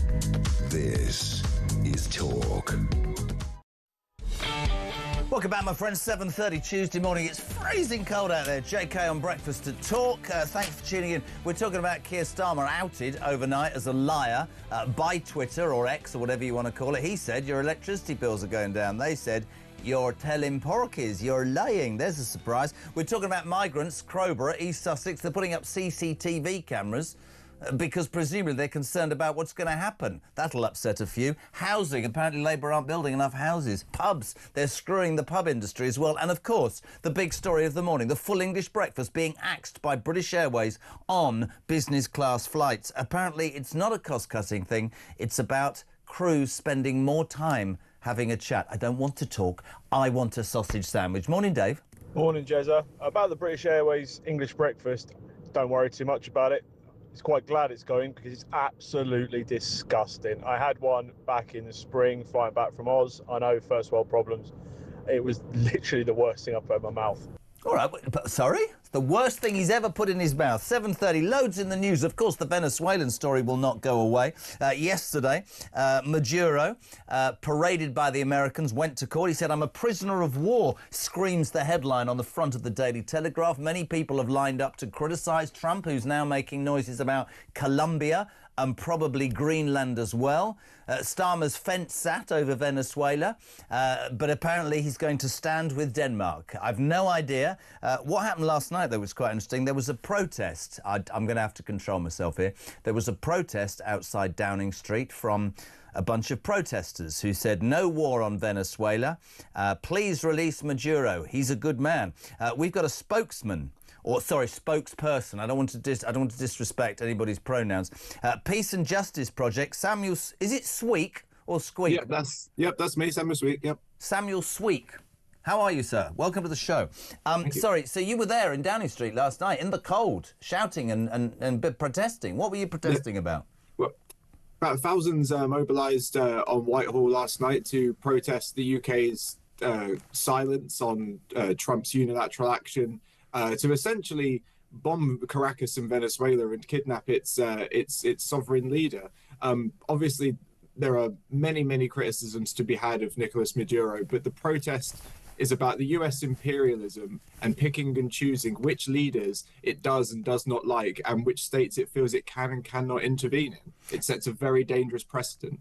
Listen, I freely said this morning, which might surprise you, that like you, he's a dictator. I fail to understand how so many on the left cozy up to socialist, Marxist, communist leaders who destroy their countries. But you're right in what you say. I think there's far more to it than Trump going in and simply strong-arming it. But the guy, yes, the guy is no good. Is it right for Trump to do that? There's a bigger issue here. But is this, I mean, was this protest about the fact that the British government was fence-sitting and isn't stronger, or was this an anti-Trump protest? Straight question.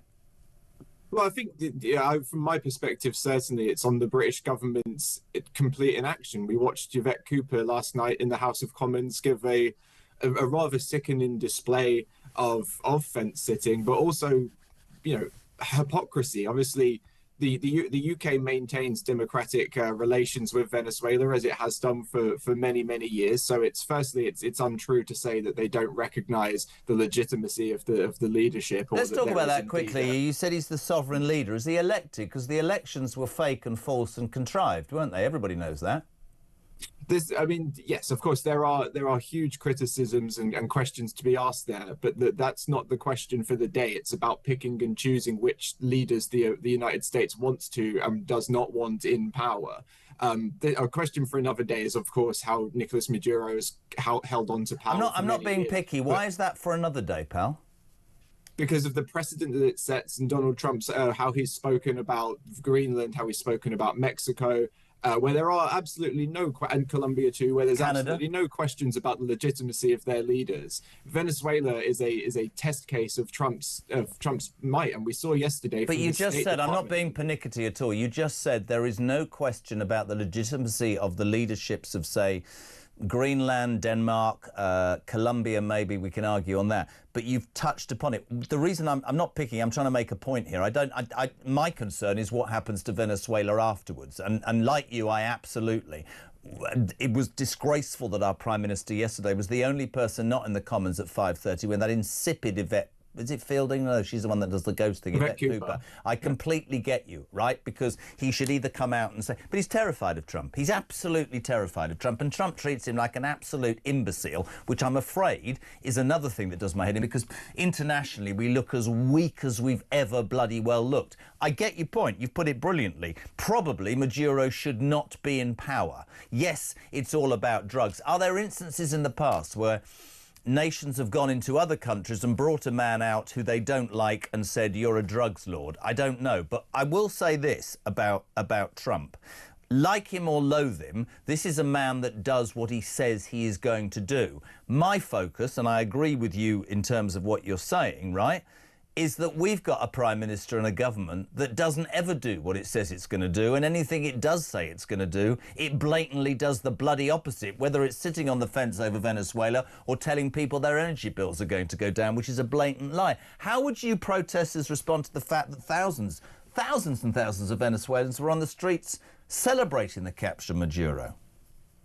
I mean, I would say that there were, of course, demonstrations that were, against the US unilateral action that was taken. Of course, I make no bones about it. There's many people who despise Nicolas Maduro, and of course, people who have left Venezuela who also feel the same way about Nicolas Maduro. But the point stands that the US has, it's been, by the way, on the point you made there, the US foreign policy in Latin America has been one of regime change with leaders that it doesn't politically agree with for many years. You can go back you can go back to 1973. So it's not just a Trump thing then? It's not just a Trump thing? No, it's been the consistent foreign policy of the United States for many years. Salvador Allende in Venezuela in 1973, in fact, he was killed during a regime change attempt. So the US and peace in Latin America and anywhere else is that's an illusion.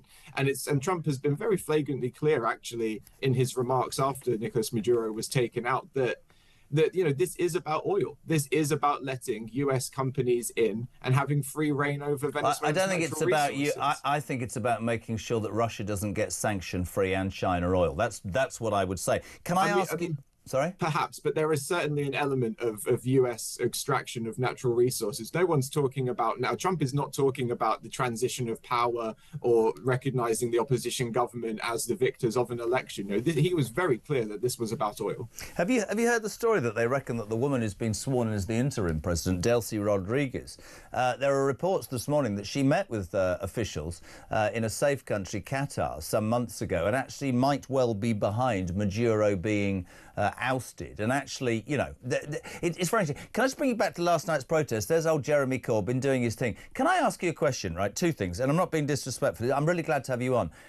Why is it people like Corbyn, who are socialists and they have a right to be whoever they are, cozy up to communist dictators? I've never understood that. How does Chavez before Maduro, all of these people, how are they attractive to the left wing when they blatantly disregard everything to do with their people?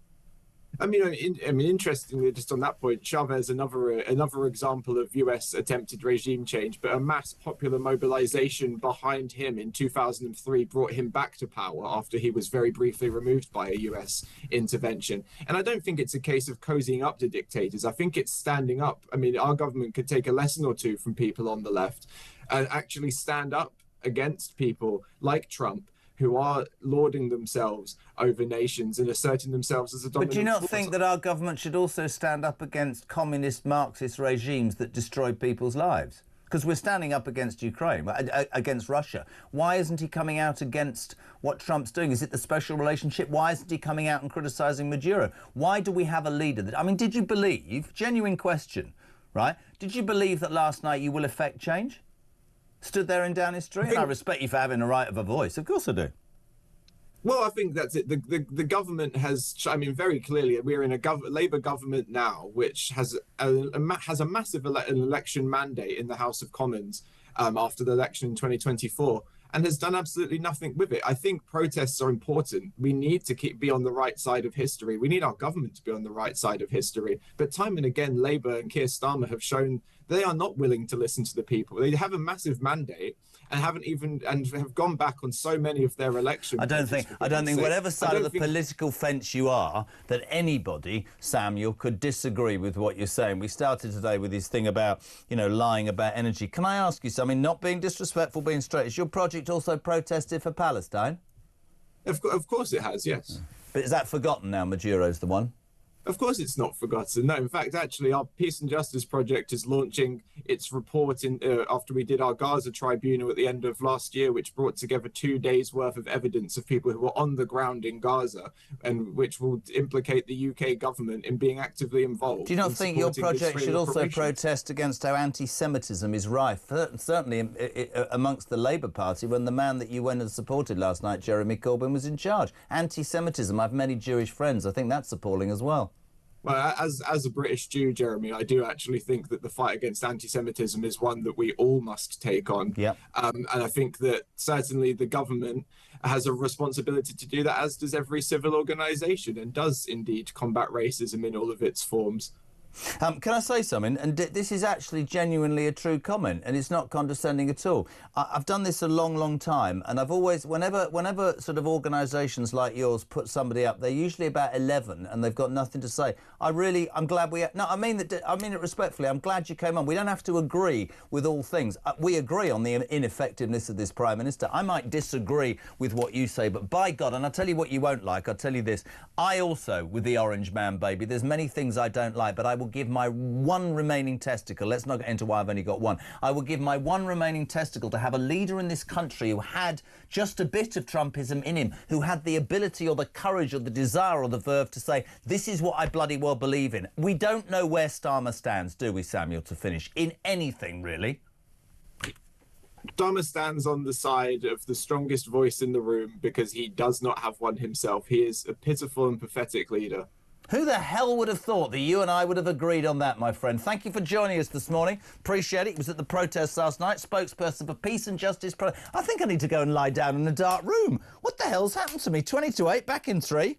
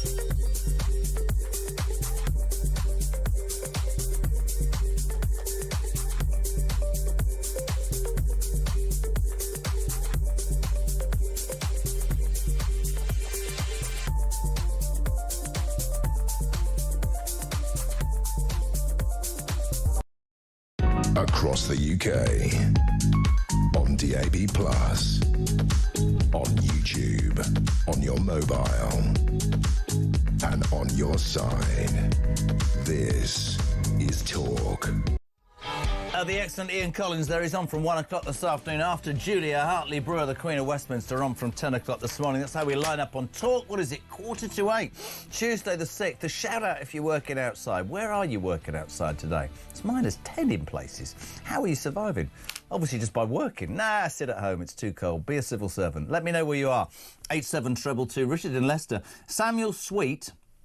Squeak, I think, should be protesting about how bad the UK is being run by dictator Starmer. Yeah, listen, I was a bit surprised.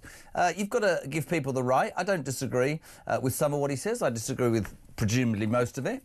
But at the end of the day, he has a right. What do you make of that? Steve says, morning, Joe, surely better than Trump just went in and lifted Maduro rather than declared a full... Is that the jab? Have I got his name wrong?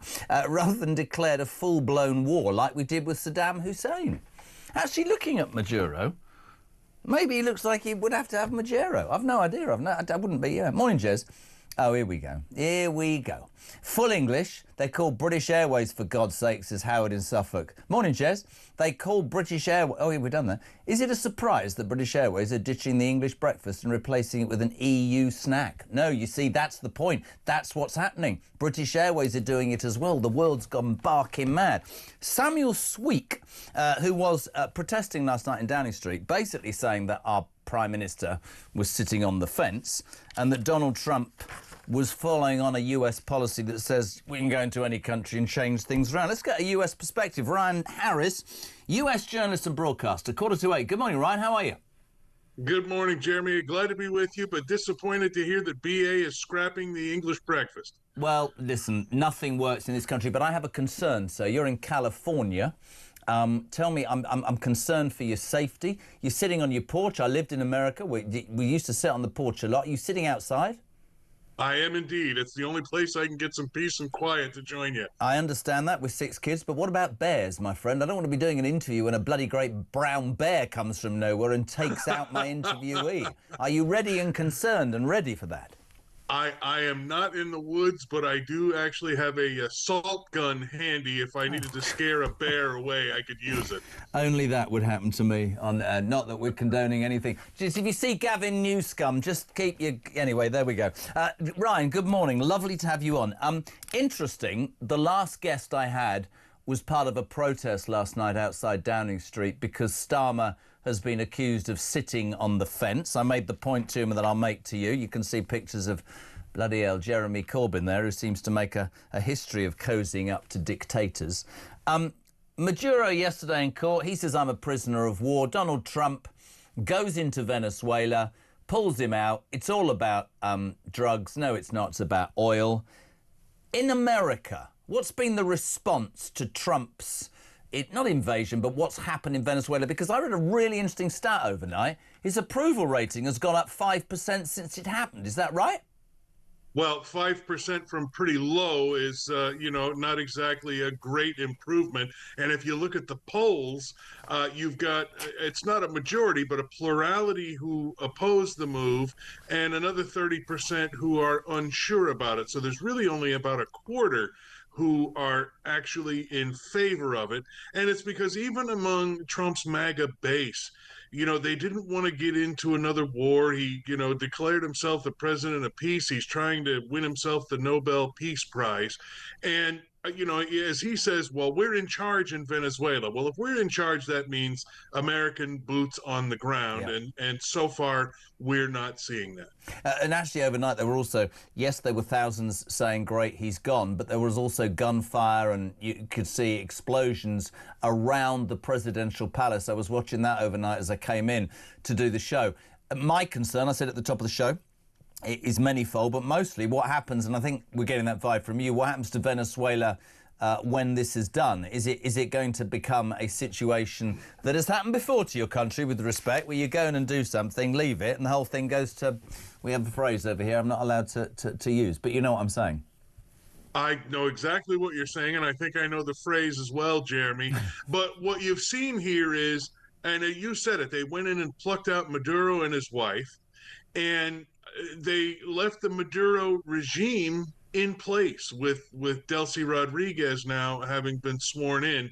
And you'll notice, I believe among the first people to greet her immediately after the swearing in were representatives from China and Russia, and I believe the third was from Cuba. I've been trying to pin that down and haven't been able to find it. I think one of the concerns here is not only that it leaves a mess of a situation here, or that we would end up in another long military engagement, which, we don't have troops on the ground now, so who knows how it's going to go. But you're right. Now we've caused chaos in this country, in Venezuela, And, Trump says it's about the oil. And in fact, part of the flap here is that he mentioned it, gave a heads up to some of the heads of the major oil companies before it happened, but not to what they call the Gang of Eight, the leadership in Congress that's supposed to be informed about this. So you have members of Congress on both sides of the aisle that are furious that they weren't informed, and claims that the whole move was illegal, violates international law and our own constitutional procedures. So he's got a heck of a mess there. But the oil companies, some oil insiders are saying that Trump may think it's about oil, but it's still a mess on the ground, and they don't want to spend millions and billions of dollars going in there trying to get the oil. When oil isn't that expensive, it wouldn't be that profitable for them. Interesting. Very quickly, I haven't got much time, and I'm worried about that bear. He's been making noises about Greenland and Colombia. Is this just the beginning of something from Donald Trump, or do you think this is a one-off? Well, and I think that's the other big concern, Jeremy. I mean, are we going to see Donald Trump using the U.S. military to march through the Western Hemisphere? God forbid I say it, the way Adolf Hitler marched through Europe. Or are we looking at a situation too where this is really more, in my mind, I can't help but wonder if this isn't a test to see if the U.S. military will follow any orders he gives. So we'll have to see how it plays out. Listen, great to have you on. I'd love you to be on regularly. Ryan Harris on his doorstep there, avoiding bears, all in the sake of bringing you, ladies and gentlemen, a report live from America, 10 to 8. We're live across the UK. To the break. Morning, Paula. The King needs to get the Royal Navy, royal, meaning that they work for him, to go into the sea, surround our bloody country, and not let any other small boats in. That's it. That's how you stop it coming over. We stopped them coming over on the lorries because we were able to check and da-da-da-da-da. So why can't we do that with the boats? Just stop them coming over. That's it. End of.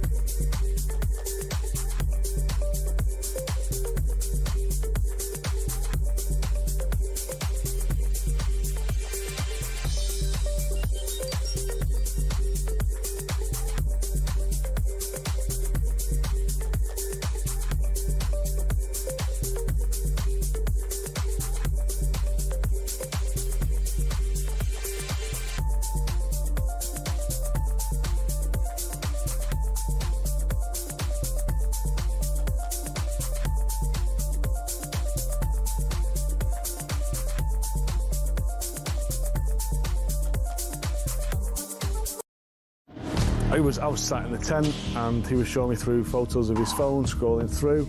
This was barbaric, horrific stuff. Blokes going through walls in vehicles and then jumping out and shooting everyone. His WhatsApp picture was him with a mask on, with a gun like that. You're in a tent with this guy? I'm in a tent with this guy, and actually he's just showing me this stuff. I'm just thinking, this is not the kind of bloke you want to be coming to the UK.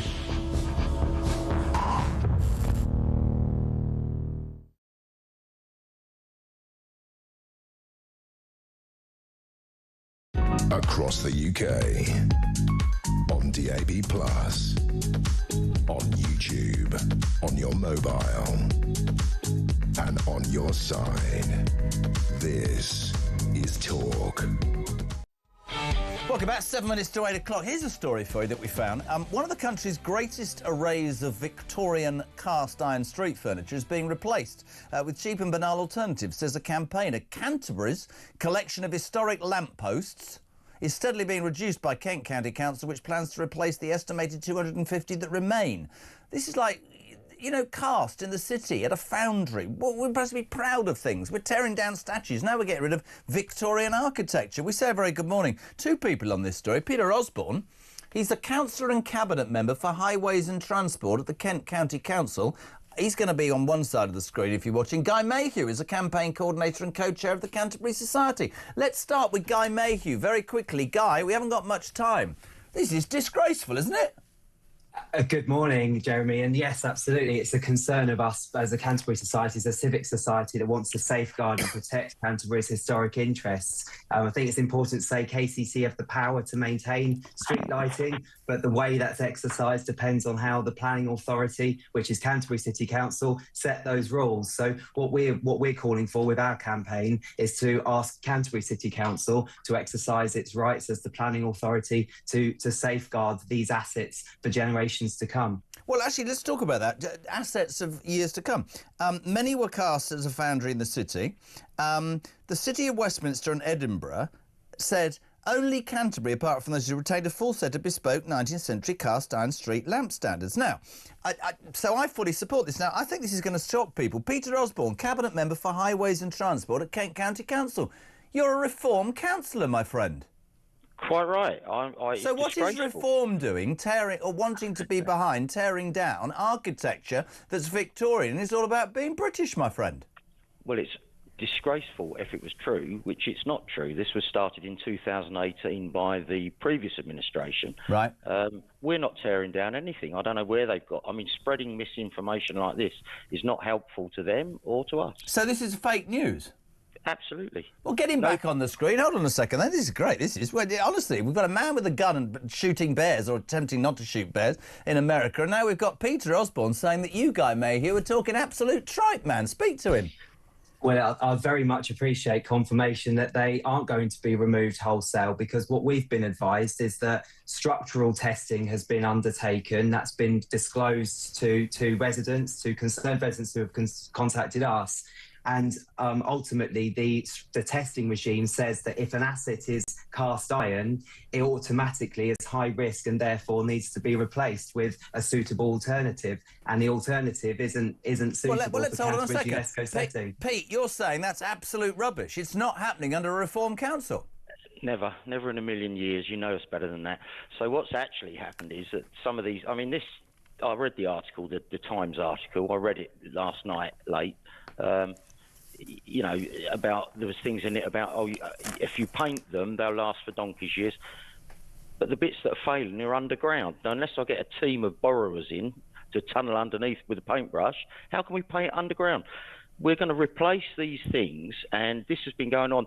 There's one particular picture that, I don't know if you can see it, but there is one that's been snapped off by a road traffic accident, which was back in 2019, and we replaced it, not me personally, I've only been in post since May of last year, but we replaced it with a modern alternative, which was a temporary fix while Canterbury City Council got their head around it and told us what they wanted. We're still waiting to hear from Canterbury City Council what it is exactly. So sorry, I know I'm not trying to degrade anything, because it's important, and this show should not just be about London. These are age-old Victorian cast iron things which need some sort of repair. We both agree. You can categorically say, as a Reform councillor, that Kent County Council isn't about getting rid of them. There has been some replacement in terms of temporary replacement whilst they get repair. But what you're saying is something that's part of British architecture, if you like, infrastructure, is going to remain under a Reform council. Yes or no? We're not going up there and taking out 250 plus lampposts, obviously not. But as they come, if they fail the structural test, we are going to remove them, but we are going to replace them with an identical copy. But it won't be cast iron, it will be a composite material. Unless you get a microscope to it, you won't be able to tell the difference. Right, quickly, Guy, what do you make of that? So I'm pleased to hear that. However, the other concern that's been raised is about the casting or a moulding of the original design, and that's going to cost tens of thousands of pounds apparently. Yep. Well, I can share with you, Peter, that as part of the £20 million levelling up works in Canterbury, the City Council has actually commissioned one of those. So I would suggest that you have a conversation with Canterbury City Council, or force that conversation as soon as possible. And we, as the Canterbury Society, will also be working with Canterbury City Council to get them to work with you on this. Is that good? Yeah, it's great. I mean, it's a shame that the Canterbury Society didn't think about talking to us before they put this article out, because we've had no contact from you, according to my staff. You know, the cynics used to say that all I could do, right, was sort out people's love lives with a DNA test. Well, there you go. I can sort out Victorian bloody cast iron street furniture between a Reform Council and the Canterbury Society. Fantastic, gentlemen. You go out for some coffee and make sweet. Almost 8 o'clock. You see, multi-talented. Forget the old "you're a liar." Listen, they've sorted out their garden. No, they're not. They're Victorian cast iron street furniture. Almost 8 o'clock. We're live across the UK. It's the Jeremy Kyle Breakfast Show on Talk. It's the home of alarm clock Brits. You're waking up to the news that Starmer's been outed by X as a liar. Shocking news. I bet many of you are thinking, how the hell did that happen? We're talking houses, we're talking pubs, and we're talking Crowborough in East Sussex. CCTV's going up because presumably they fear what might happen, not that they'll admit it. News at 8 and more of your calls, and we'll kick off the next hour with... I've no idea.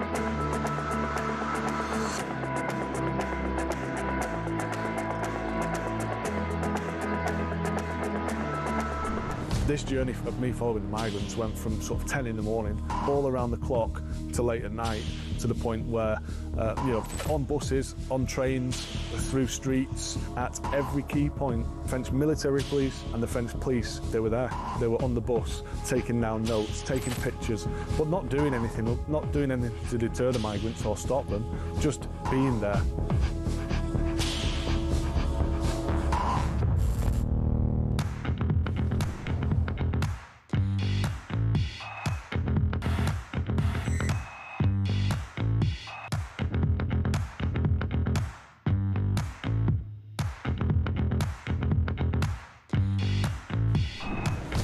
I was sat in the tent and he was showing me through photos of his phone, scrolling through. This was barbaric, horrific stuff. Blokes going through walls in vehicles and then jumping out and shooting everyone. His WhatsApp picture was him with a mask on, with a gun like that. You're in a tent with this guy? I'm in a tent with this guy, and actually he's just showing me this stuff. I'm just thinking, this is not the kind of bloke you want to be coming to the UK.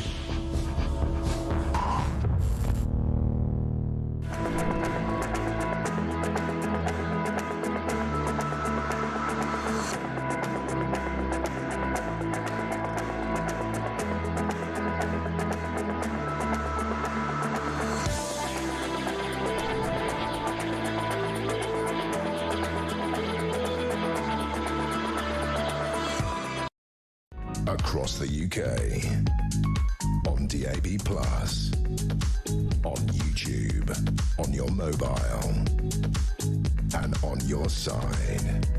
This is Talk.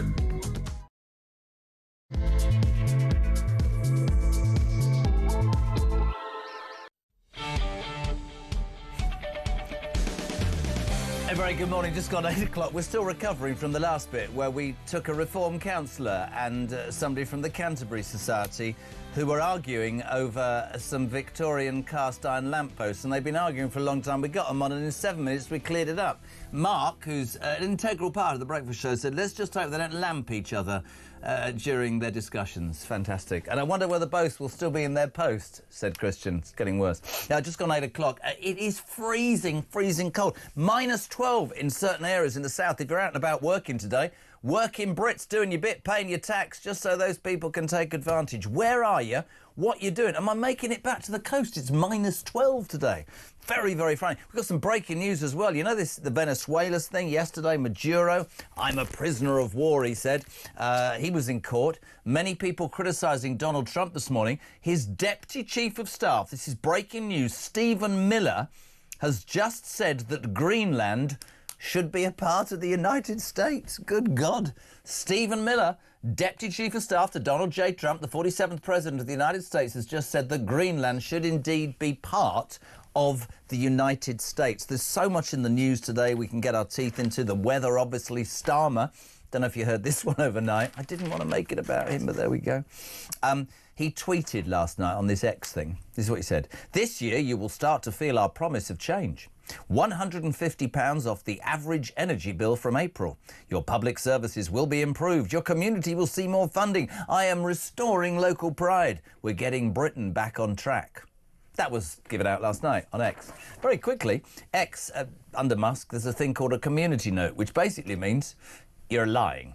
They said it is important to note that when Labour first promised a £300 reduction in energy bills in June 24, the price cap stood at £1,570. Today it stands at £1,758. A £150 reduction means the bills will still be higher than when Labour was elected. So even X is calling Keir Starmer a liar. And there's also this story that's been doing the rounds about Crowborough in East Sussex. You might have seen this. It's a story we're waking up to. Basically, this is the village where they got rid of the local cadet training camp. 600 cadets were ousted. In come the migrants. Ahead of that, despite the fact that the council and everybody else says it's fine, except for the locals, CCTV, thousands, tens of thousands of pounds worth of CCTV cameras put all over the village, which for anybody with a brain cell would say, oh yeah, that means it's a dangerous situation. That's what we think. And of course, the big news story of the day. I make no apology for making it that. British Airways cancelling the full English from tomorrow on business class flights because, not as a cost-cutting measure, not at all as a cost-cutting measure. Basically because they expect their crews to spend more time talking to you. So you're hungry, but some inane person's going, are you enjoying your flight? This has caused more interest than any other story.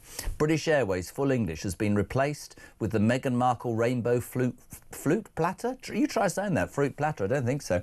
Oh God, Crowborough, CCTV.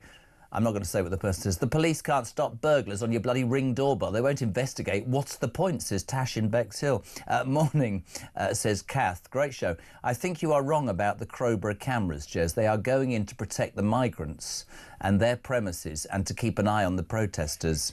And also Rob Lane, I love this. Can the full English, are we going to change it to what, a full Palestinian? And then British Airways can recognise it as the state. And he said every breakfast I've had is a complete state anyway. We say a very good morning to Ryan Saby, Deputy Political Editor of The Sun. How are you? Looking slightly darkened there, Ryan. How are you, sir? I'm trying to turn the lights on. Yeah, no, nice to... You what? I need to move these lights around in my house, actually, yeah. Don't you worry, my friend. Welcome to the brand new Jeremy Kyle Breakfast Show. Can we just get a quick response straight away on that news that Trump's Deputy Chief of Staff, Stephen Miller, has just declared that Greenland should indeed be part of the United States?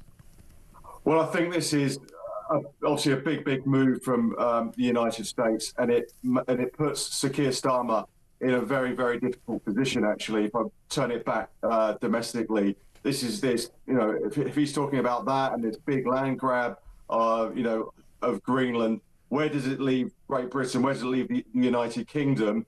Keir Starmer is effectively trying to ride two horses at the moment, and we've seen how difficult that is for him over the last 2 or 3 days. He's trying to keep America happy, our closest ally, and on the other hand, he's trying to, move closer to the European Union and stay closer to Brussels. And European leaders meet in Paris today. And one thing that he's trying to do is to try and get these guarantees from the United States to protect Ukraine, to make sure that Russia and Vladimir Putin don't, cause any more unrest in Ukraine or have a chance to go again if there is some kind of peace settlement. So I think it's very tricky. It's not great news for anyone that if the United States go for Greenland, the knock-on effects for what happened with Denmark, what does this mean for Europe? What does this mean for NATO? Does it mean the end for NATO? So I think it raises so many questions. And I think that these talks, as I say, in Paris today were meant to be about Ukraine and the coalition of the willing. It just feels like in the background of those conversations, in the corridors, etc., will be about something else entirely. I mean, I think that's the point, and I find myself in sort of uncharted waters. And I've said categorically on this show before that much of what Donald Trump does I don't agree with, but there is something that makes me always think, good Lord, at least he's got a pair big enough to do what he says he's going to do. And I had an American correspondent just on who said that there's concern in America. You're right. The problem is, if we bring it domestically, we've got a Prime Minister who doesn't have the balls, let's just be totally honest, to stand up and say, I agree or I disagree. We seem to be hiding behind this special relationship. I mean, we had the royal visit earlier in the year. Everybody cozied up, and that's fine. You either agree with him about Maduro or whatever his name is, or you see the bigger picture. I see the bigger picture. I think it's not anything other than oil and the fact that China and Russia might get sanction-free oil. I think that the Greenland thing, I keep hearing him say there's a build-up of Russian and Chinese interests. I think the world is looking in that direction. Something you just said that is worth bearing and thinking about is that, the coalition of the willing that came together to sort out the problem, Russia and Ukraine, that sort of disappeared onto the back burner. Keir Starmer is, and some people, not many, will have sympathy and say you're in a difficult position. I blame this entirely on his own inability to ever stick his neck above the parapet and have a bloody opinion on anything, because this man kowtows left, right and centre. He did it in the election, he's done it since, and he ends up having to look left, right and all over the place because he never nails his colours to one mast, does he? He's all things to all people, and my criticism of Starmer would be, in the end, you end up being nothing to anybody. That's how I see it. I've always seen it like that. Oh, is he gone? Yeah, I think you're right. And I'll just take one example of what's happened in the last 3 or 4 days or so. Keir Starmer talking about closer ties to the European Union, closer ties with the single market. Now, you may agree with that or you may disagree with it. But if you're going to say something, say it wholeheartedly. So at least we can have a debate about it, and don't try and sort of, go through this middle ground of trying to appease, reform voters on one hand, excuse me, go for the, go for the European Union sort of closer ties on the other hand, and try and work this middle ground. If you believe in something, whether you believe in, withholding international law, which, if you'd asked him this question about Venezuela 10 years ago and it happened, I think he might have got a different answer. Stick true to your beliefs. And I think that is one of the problems that we've got with this Prime Minister. We don't know what the big picture is. And I think that's one of the big problems. I'd take you back to the election campaign. They talked about this Ming Vase strategy, how they didn't want to,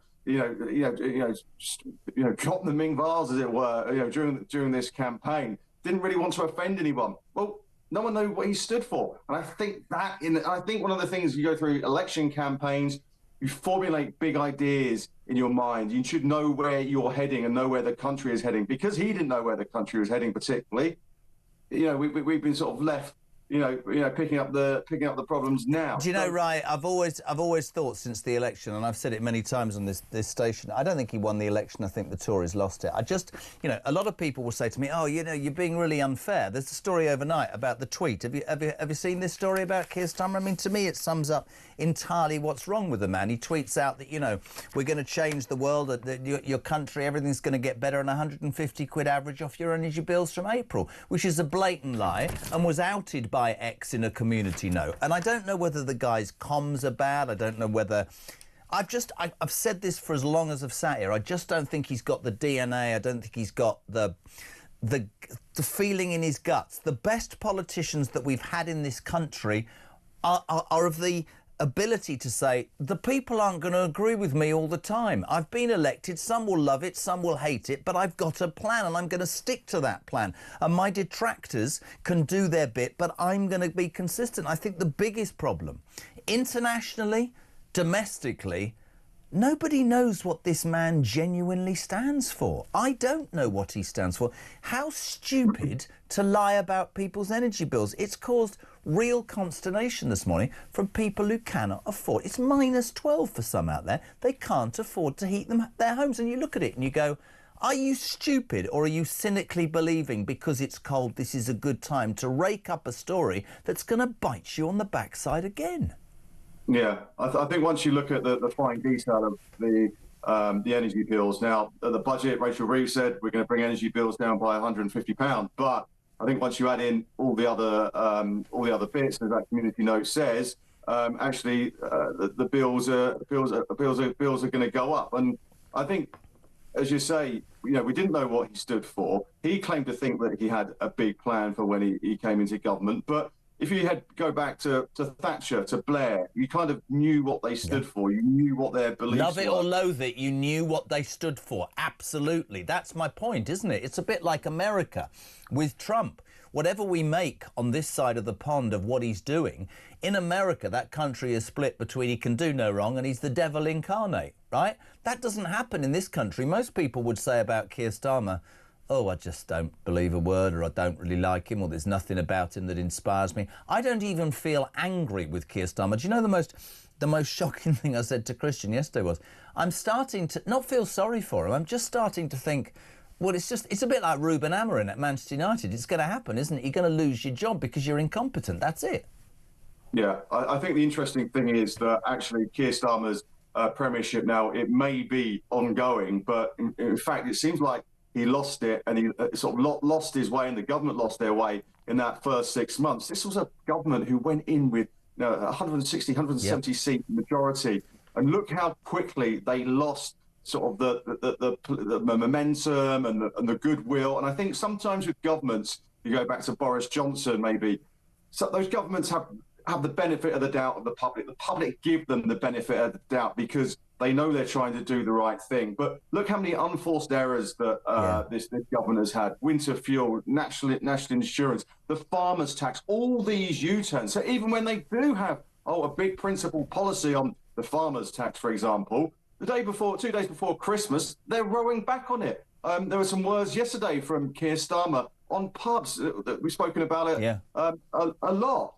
Well, it seems like there is a hint that there may be some more help for pubs, and so there should be, because they're really struggling. But why put everyone through the political pain when there is no political gain from any of these decisions? Couldn't agree more. There's a great story in your newspaper, The Sun. Where's my Sun logo? It's disappeared. There's a great story, by the way, in The Sun today, which I just want to tell you. I'd love your take on this, because this has also caused real consternation this morning.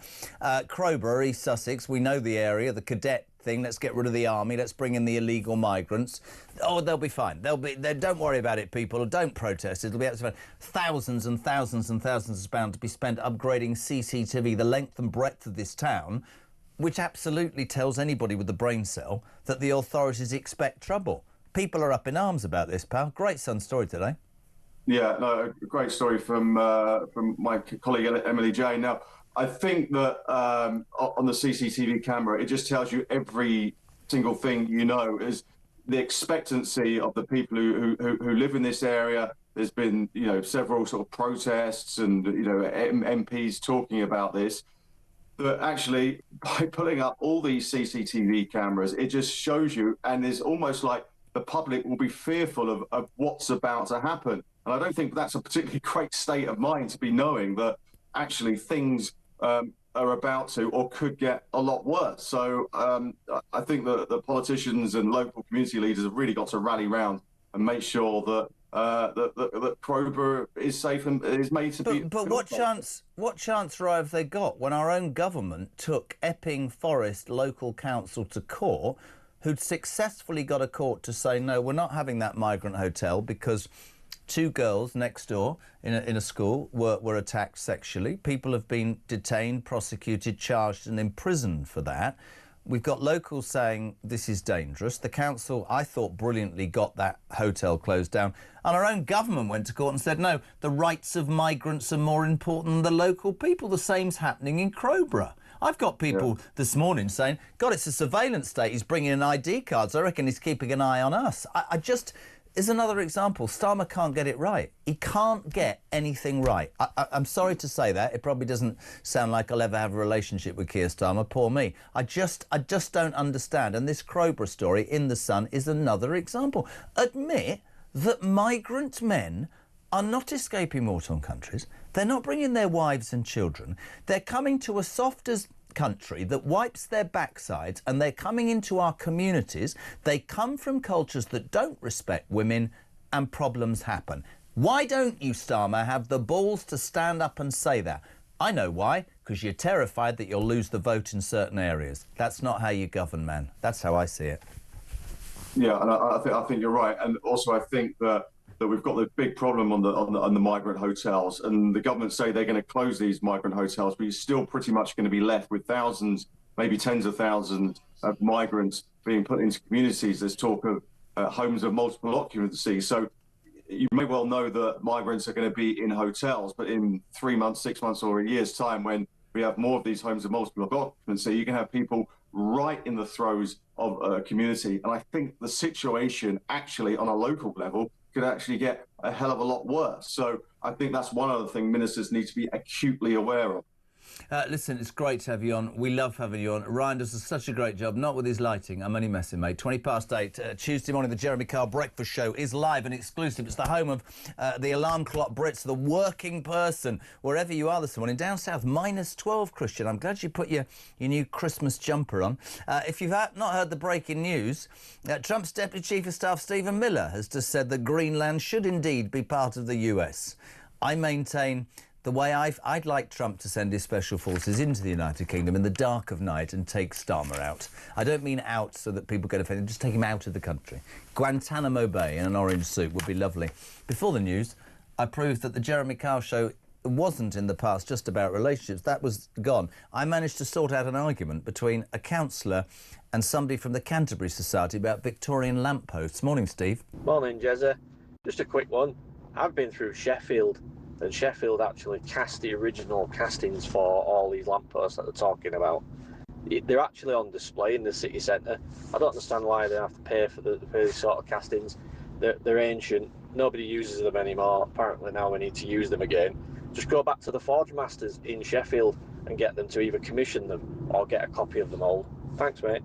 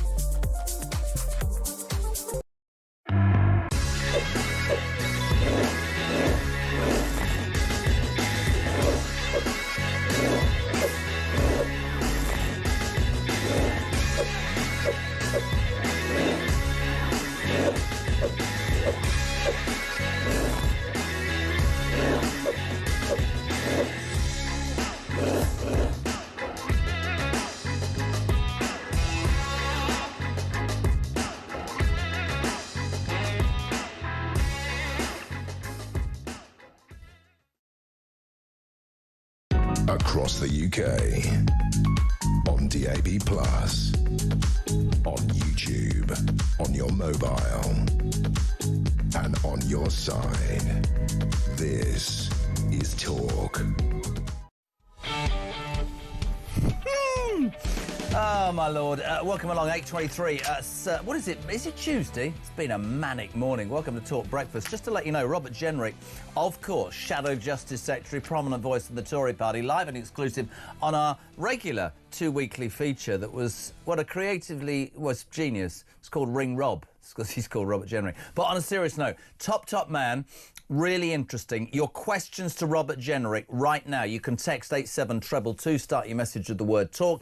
You can email, phone it, you make a call, 0344 499 1000. We want you to send your questions to Robert Jenrick from 9 o'clock this morning, exclusive to the Jeremy Kyle Breakfast Show. Good morning, Mark.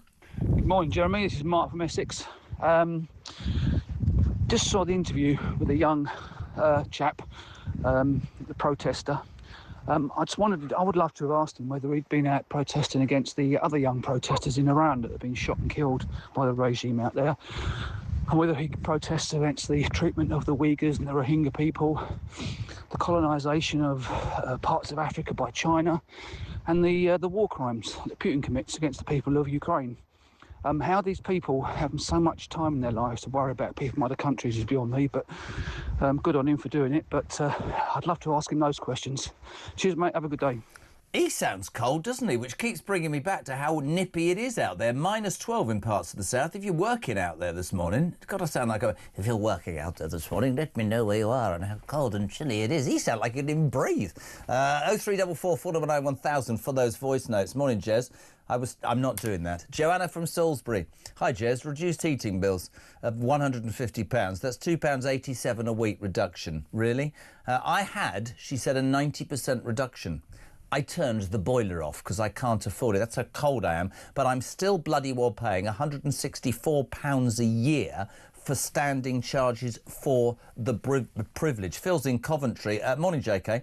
Another day, and yet again this government looks more like a bunch of fibbing anti-British traitors. I seriously think they hate us. Social houses for migrants before us. It makes my bloody blood boil. We say at 8:25 to our next guest, a very good morning, Shadow Secretary of State for Defence, proving that politics is about hard men and women. No coat, -12. James Cartledge MP, good morning, sir. How are you?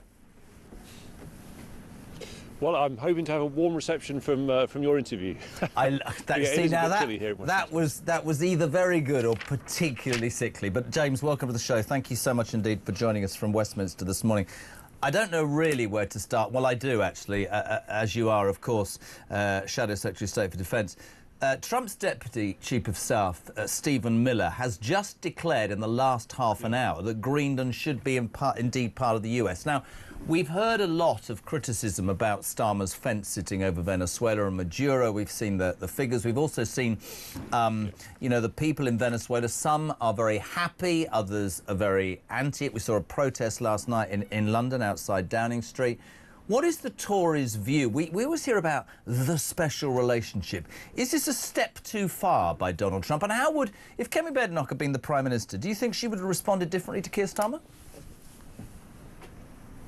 Actually, I think we take the same position as the government on this. We're very, very clear, and Kemi said this yesterday in the House of Commons, responding to the statement by the Foreign Secretary on Venezuela, which is that we recognise, as the government does, that Greenland is part of the Kingdom of Denmark, part of a sovereign country, a close ally of the United Kingdom and a fellow NATO member, and that is absolutely our position, and I know that if she was Prime Minister, that's what she would say. What about Venezuela, though? A lot of criticism aimed Starmer's way. Fence-sitting, he's got the left of the party who seemingly, and again, maybe you can explain this to me, you live and work amongst them. Yeah. Why do so many left-wing socialists cuddle up to dictators and despots who ruin people's lives? I've never understood that. Well, I mean, when you say I live and work amongst them, certainly share my place of work with them, not necessarily their views, you won't be surprised to hear, because you're absolutely right. I was in that statement yesterday. I watched the Labour backbench questions, and what was extraordinary is, of course, you may have moderate people who question, what Trump has done, etc.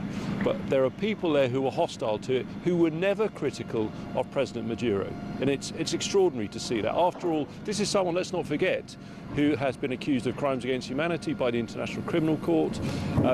You know, going back to the sentiment expressed a couple of callers ago about China and so on, Venezuela had very close links with China, with Russia, and even with Iran, who were supporting Hezbollah from their proceeds from Venezuela. So, you know, not a friendly regime from a UK point of view.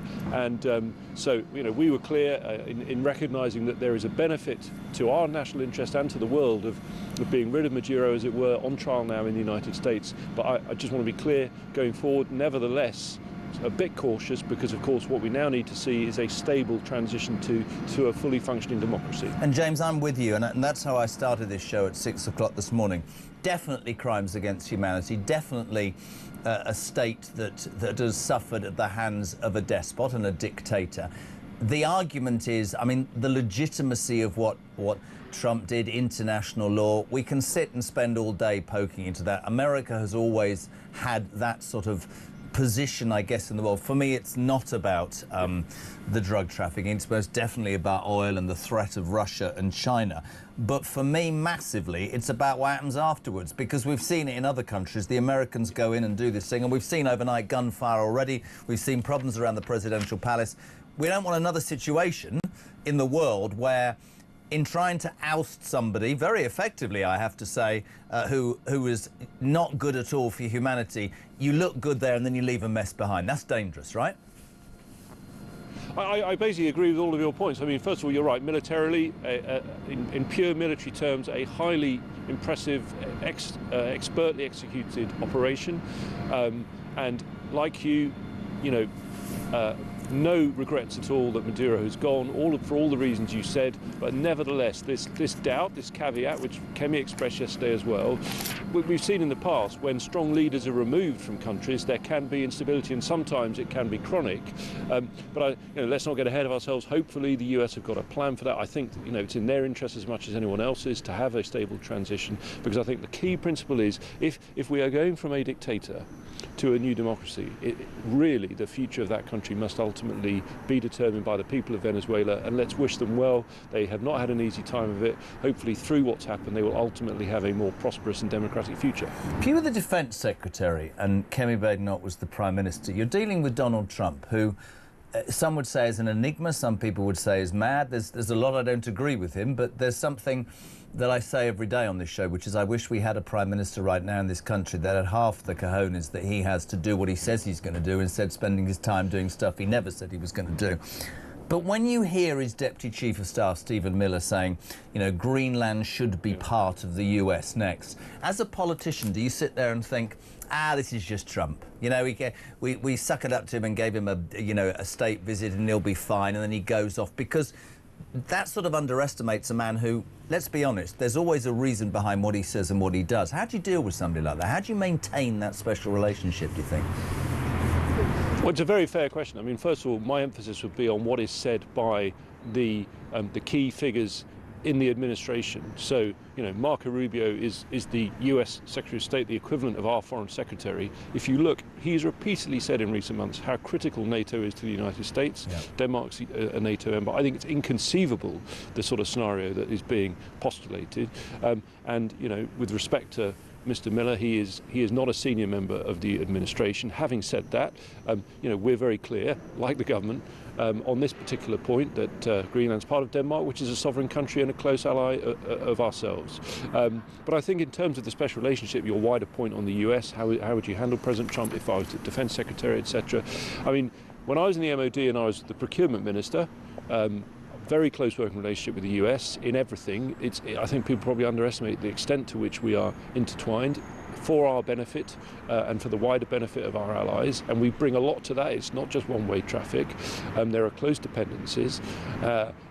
If you recall, I think Denmark actually had the highest per head losses in Afghanistan, supporting what was the operation that followed ultimately 9/11. We are all allies, and that's by sticking together that makes us stronger.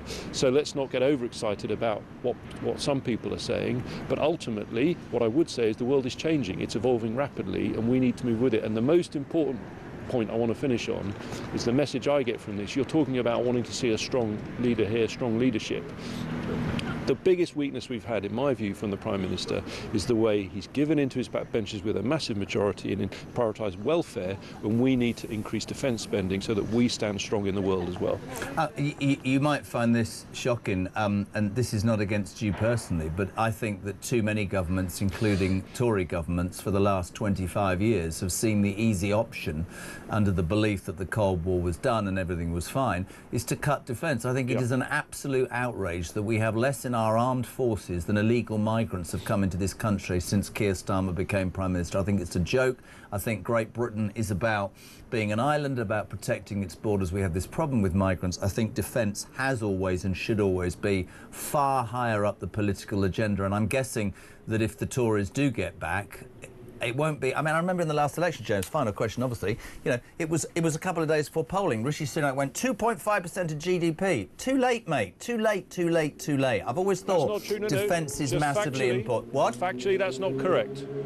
Factually, that is not correct. I was integral to that plan for 2.5%. We came out with it in April. The election was a few months later. I appreciate it was relatively near to it. When I was doing that work, we didn't know there was about to be a general election. But I'm not blaming you, but started with Theresa May. It should not have been cut as dramatically, James, as it had done over the years. I think the key thing, and I agree with you, is yes, it needs to be a bigger priority. Of course, I would say that, but I feel that passionately. Yeah. But if you look back in terms of historic defence spending, it was the last time it was 5% was under Mrs. T in 1985. Gorbachev becomes president, and suddenly, you know, peace, perestroika, the fall of the Berlin Wall, and we all thought we were living in times of peace. And around the world, defence spending fell. It went to 4%. It was 3% under us in 1996, then 2.5%, and so on and so on. We've got to learn from that. And that's, you know, OK, fine, we can't undo that. What do we do to make up for it? Let's have a proper plan to increase defence spending. I discussed R1 when I was on your show before Christmas, and I think the most important point is what you prioritise. To prioritise bigger welfare payments when we have the problems we do with our jobs market, when we need to get more people into work, and instead of spending that on defence and making our country strong, is for me absolutely extraordinary, and is for me the biggest criticism I have of the current government. You see, we had a lovely interview. I've got one final question, if that's all right. You'll love this. British Airways is axing the full English. It's not cost-cutting, it's apparently to allow their staff to have more conversations. I personally don't want to hear from some inane steward or stewardess. I want a full English. Are you a fan of the full English? You mean a full English breakfast? Yeah. Yeah, I love a full English breakfast. I mean, as I stand here in this relatively chilly environment, the thought of a full English breakfast warms the cockles, if I may say. Well, James, I've only got one piece of advice for you. Don't ever fly British Airways again. James Cartledge, you're a top man. Shadow Defence Secretary, Tory front bench, James Cartledge MP on Jeremy Kyle Breakfast Show. He's hard. No wonder he's in charge of defence. No coat for him.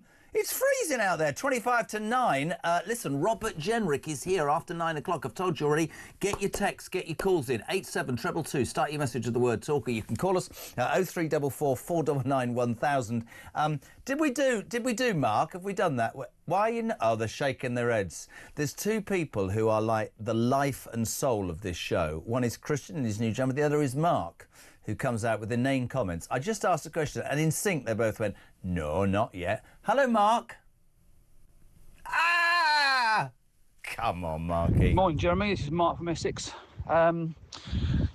Just saw the interview with a young chap, the protester. I would love to ask... Sorry, could I just tell you something, both of you? OK, we have played this. Drop that. Both of you got that wrong. And I'm afraid that's a black mark. Now, I'm going to ask you to go to an ad break. Can we try and push the right... Here we go. Push it now. Yeah.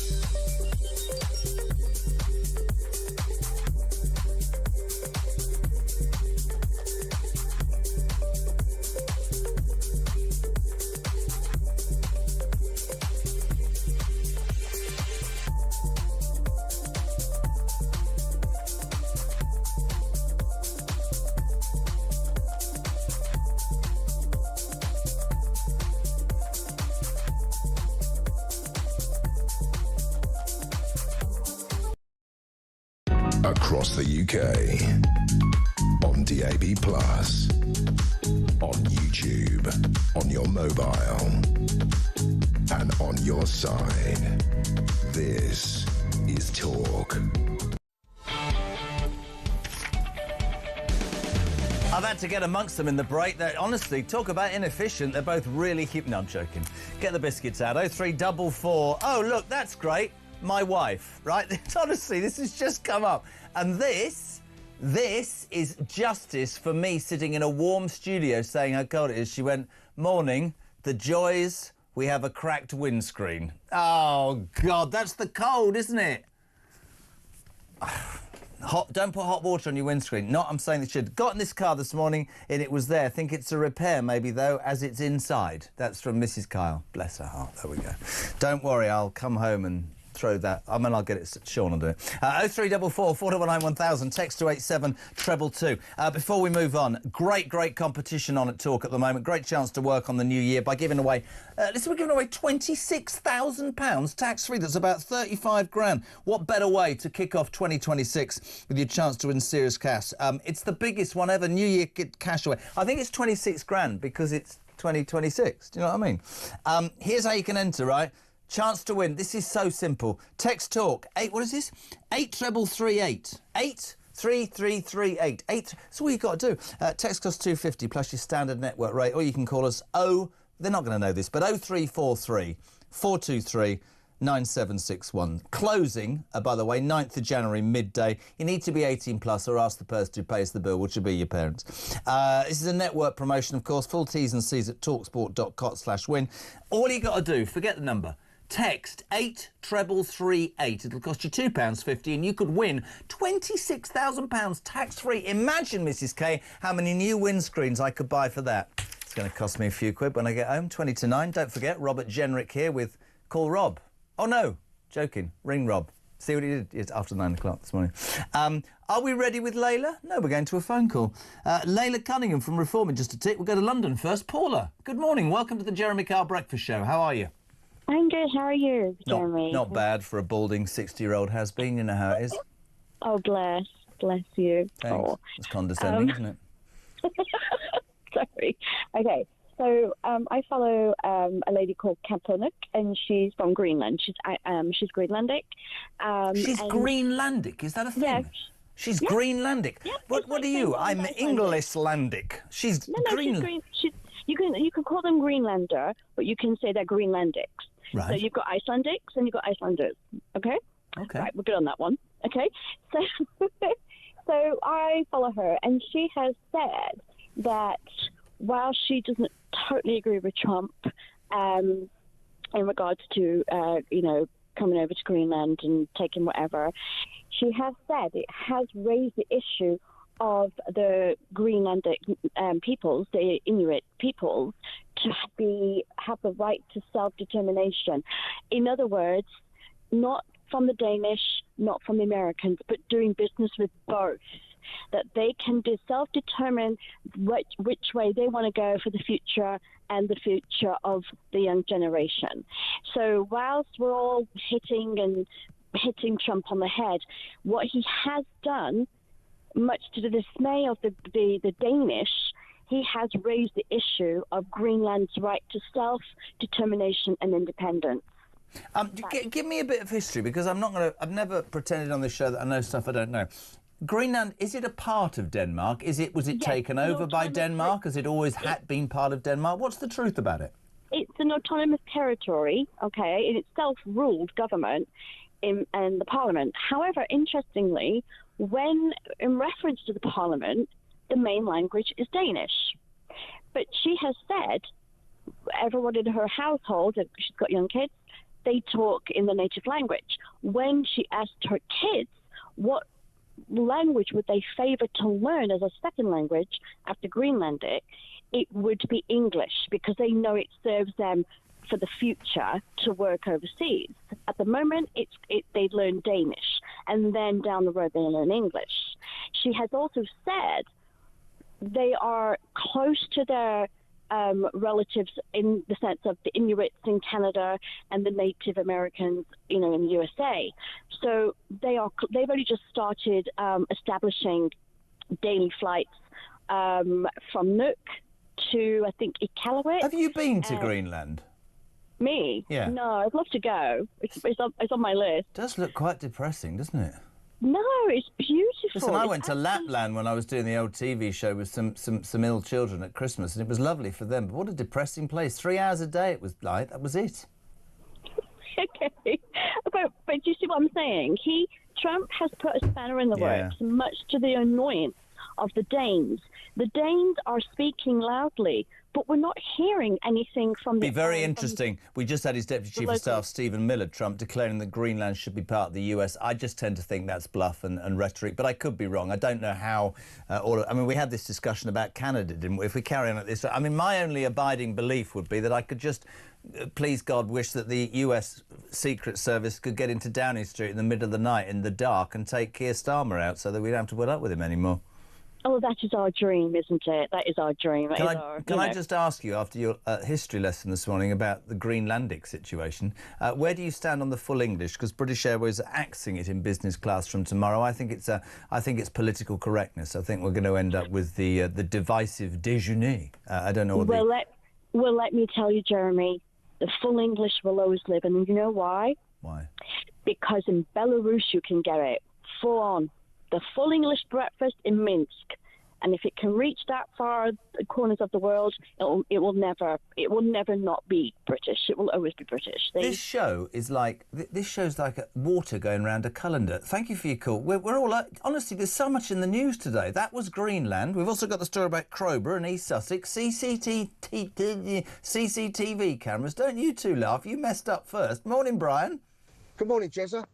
It's about the people of Crowborough. Now, I've looked it up, and they are a Conservative safe seat, and their second favourites are the Liberal Democrats.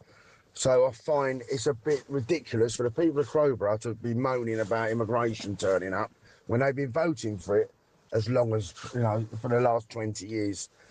Now, what really pees me off is the people of Crowborough, they didn't do nothing when people were, in the tens of thousands, hundreds of thousands and millions were arriving in places like my constituency, which is a Labour constituency. They kept stum because they thought it wouldn't happen to them. Then it turns up on their doorstep and now they start moaning. People should have more responsibility when they vote. Cheers, mate. It's very interesting, that whole Crowborough situation. I think we've got a Crowborough resident currently in... what's he doing in Tenerife? Does he hate Crowborough that much that he's in Tenerife? What's going on? Liam Tufts, good morning. Good morning, Jeremy. Thanks for giving away my location. I'm out here covertly. Oh, right, well done. Well, they didn't tell me that. Well, actually, he's in Portugal. I was lying. Very, very briefly, my friend, thank you for joining us. Crowborough resident. Much written and said this morning about this, primarily because there's a story in The Sun that says that thousands of pounds will be spent upgrading 16 grand's worth of CCTV cameras in Crowborough, East Sussex, which, of course, as we know, is set to house hundreds of illegal migrants after the cadets were thrown out. Quick thoughts on this for me, Liam. It's a sickening thought. It's despicable. I just want to clear it up. I'm not a resident. I'm a community member and supporter. I don't live a million miles from Crowborough, and I've paid close attention. When I read the initial BBC report saying that there was going to be 600 plus migrants housed in the army barracks, and the BBC said that there was mixed reviews, there was mixed emotions on the subject, and I just instantly smelt BS and thought there's no way there's going to be a split decision on that. It's a population of 22,000 people in Crowborough. I know the area quite well, so I decided to go there myself and speak to the residents personally. And if you check my Instagram, you'll see that I've done that in some depth. And it's not even the general consensus. It's point blank. 5,000 people are turning up on the streets protesting against it. They don't want it. We know that builders are being ferried in and out. Cleaners are being ferried in and out. There's going to be a massive upgrade of the barracks, so it's nice and cosy for them. It's a disgrace. It's dangerous. They haven't got the infrastructure. Crowborough it's not built for an extra 600 foreign men with a completely different belief system to theirs and ours, Jeremy. And listen, the reason I wanted to put you on briefly is it's very easy, isn't it, for people to jump up and down as they do on the left and say, oh, this is outrageous. Let's remind everybody about Epping Forest and the Bell Hotel and how that local council, I thought brilliantly, said we don't want migrants in that hotel. We're not racist or far right, but the truth is that 2 girls from a school have been sexually attacked. These people have been charged and imprisoned and found guilty, blah, blah, blah. And the government took the council to court and got it reversed so the hotel stays open, which sends a message, a bit like Crowborough.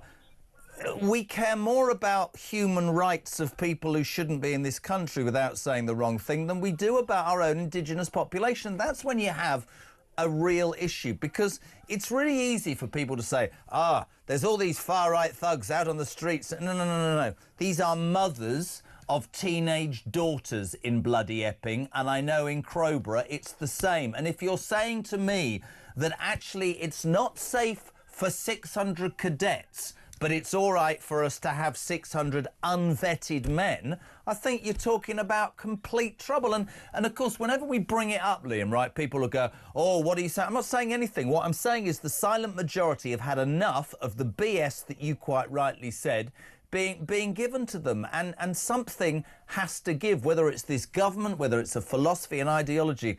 Just finally for you, just for me, in terms of Crowborough, these are peaceful residents just looking out for their town, right?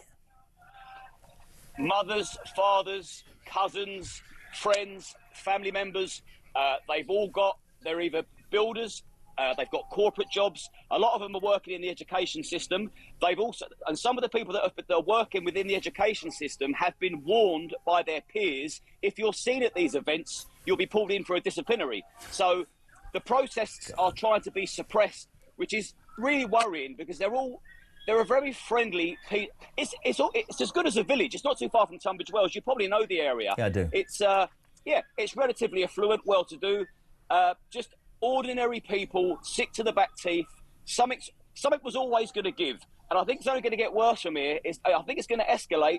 The fact that we're being put second in our own country, and foreign members are being put first for whatever reason. There's obviously a deeper, darker agenda at the forefront here that we're yet to find out. I think we've got a rough idea, but yeah, ordinary people. There's no one in goose stepping or zig hulling or shouting or swearing or ranting or raving. They're just upset and they're scared, because we've now seen in Epping, it's not a case of, well, what if this was to ever happen? It's happened. There's been convictions for sexual assaults on children, and when the children's safety are at stake, that is when the men and women rise. And I, for one, won't be sitting back and remaining silent any longer. When children's safety is at stake, it's our moral obligation to stand up and be counted and do something about it.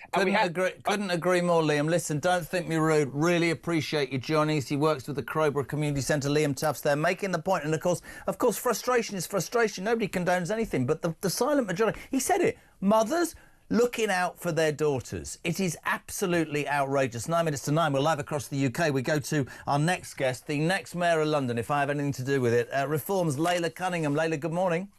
Hi, Jeremy. How are you? The woman who makes me look like I can't do childcare. You've probably been up since about 3 a.m, haven't you? No, my kids are teenagers, Jeremy. You know, they're very, they wake up late. They take themselves to school, very independent. Oh, I wish I got to that point. Mine don't. But as my wife said the other day, when I finish changing Iris's nappy, I'll end up be doing yours next. That'll be the next thing. Layla, how old are yours again? 35, 22, 20, 16, 5 and 2. Wow. All right, don't start. Listen, it's a different show. Can I just get your response very quickly to that story in Crowborough? This came out as a story in The Sun today, Layla. Unbelievable. Thousands of pounds to be spent by the local council updating old CCTV cameras. They're going to be throughout the town of Crowborough, where, of course, 600 migrants, illegal unvetted men, are about to be housed in that ex-cadet sort of training camp. The people up in arms, because that would tell us, forget surveillance state, I agree with the headline, but that would tell us categorically, right, that they expect trouble, right? Not even that. I met a lovely couple from Crowborough who've been protesting every single weekend because of that. They used to live in London and they went to live there because they wanted to be off-grid. They wanted to be quiet. Everyone knows everyone. It's a lovely town. It's a lovely village. There's no problems, no trouble. And she said she heard this. She said that in the Saturday market, the police were giving away rape alarms. She'd heard it in anticipation of this occurring, and she's absolutely furious. Her home, her town, the way of life is going to completely change. And like your previous guest said, who is our government prioritizing? Yeah. I mean, with Epping, when they took the local council to court and said that the rights of, illegal migrants were more important to them as a government than the rights of an indigenous population, you're in trouble. And of course, it's a subject that so many people, we can't say that. Well, we can say that. A reform government will say that. A reform government will detain and deport. We've had that discussion on numerous occasions. And how can... It's really interesting to me, and you and I have talked privately, but the way that people say that, detain and deport, you couldn't even mention the word immigration 10 years ago. I believe millions of people have got to a point where they're going, enough is enough, because you're taking the mickey out of us now. You're making us feel unsafe. You're overriding our rights, and they won't even call it illegal migration, Jeremy. They'll call it irregular. Call it what it is. I argue with people from the Labour side all the time, and they're like, they're not illegal migrants, they're asylum seekers. So they don't even recognise that the men coming here are illegal and shouldn't be here. That's the thing. I remember Newsnight last year, Darren Jones going, 90% of them are women and children. The guy's he's obviously blind. It is not women and children. It is young men with no documentation who want to come here and take it. One of the big things, and I've said this to people at Reform privately, the reason they come, by the way, we can talk about securing our borders, is we are as soft as we give away far too much. But the reason I think it's all changing is that maybe that's not been aware to people. But now people, because social services are, social things are so difficult to attain, be it a doctor or whatever it is, that they're now going, so we pay in and these people are being treated better than us. That's the truth. I was on a show where the person said, these illegal migrants don't receive any benefits. And I said, free accommodation in hotels is a benefit. I know so many people who'd like free accommodation. That's some of the British people's biggest expense. And then you get arguments where social housing is given to migrants ahead of the needy in this country. It's ludicrous. Reform will change that, won't it? 100%.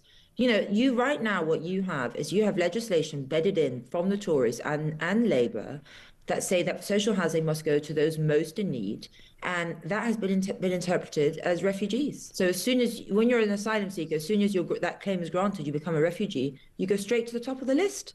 It's maddening. It really is. They've been working it. Our government has been working against us. Couldn't agree more. I would love, sorry, I know it was a bit of a rush this morning with the kids and life and everything going on. We'd love to have you on more regularly and more often. We appreciate your time very much. Layla Cunningham, who have anything to do with it, will be the next Mayor of London. This is Talk Breakfast.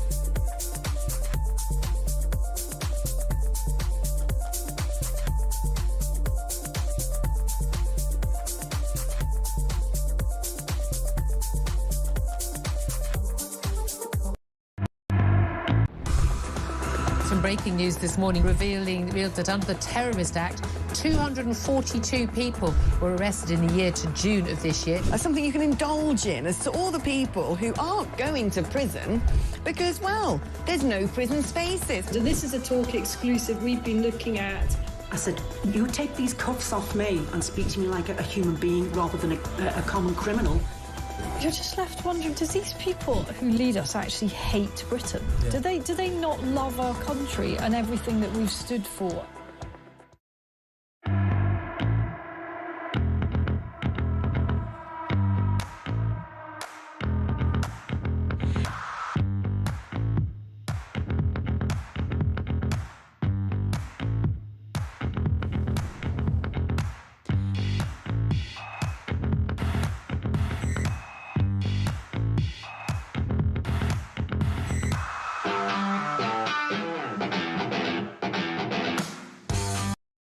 Across the UK, on DAB+, on YouTube, on your mobile, and on your side.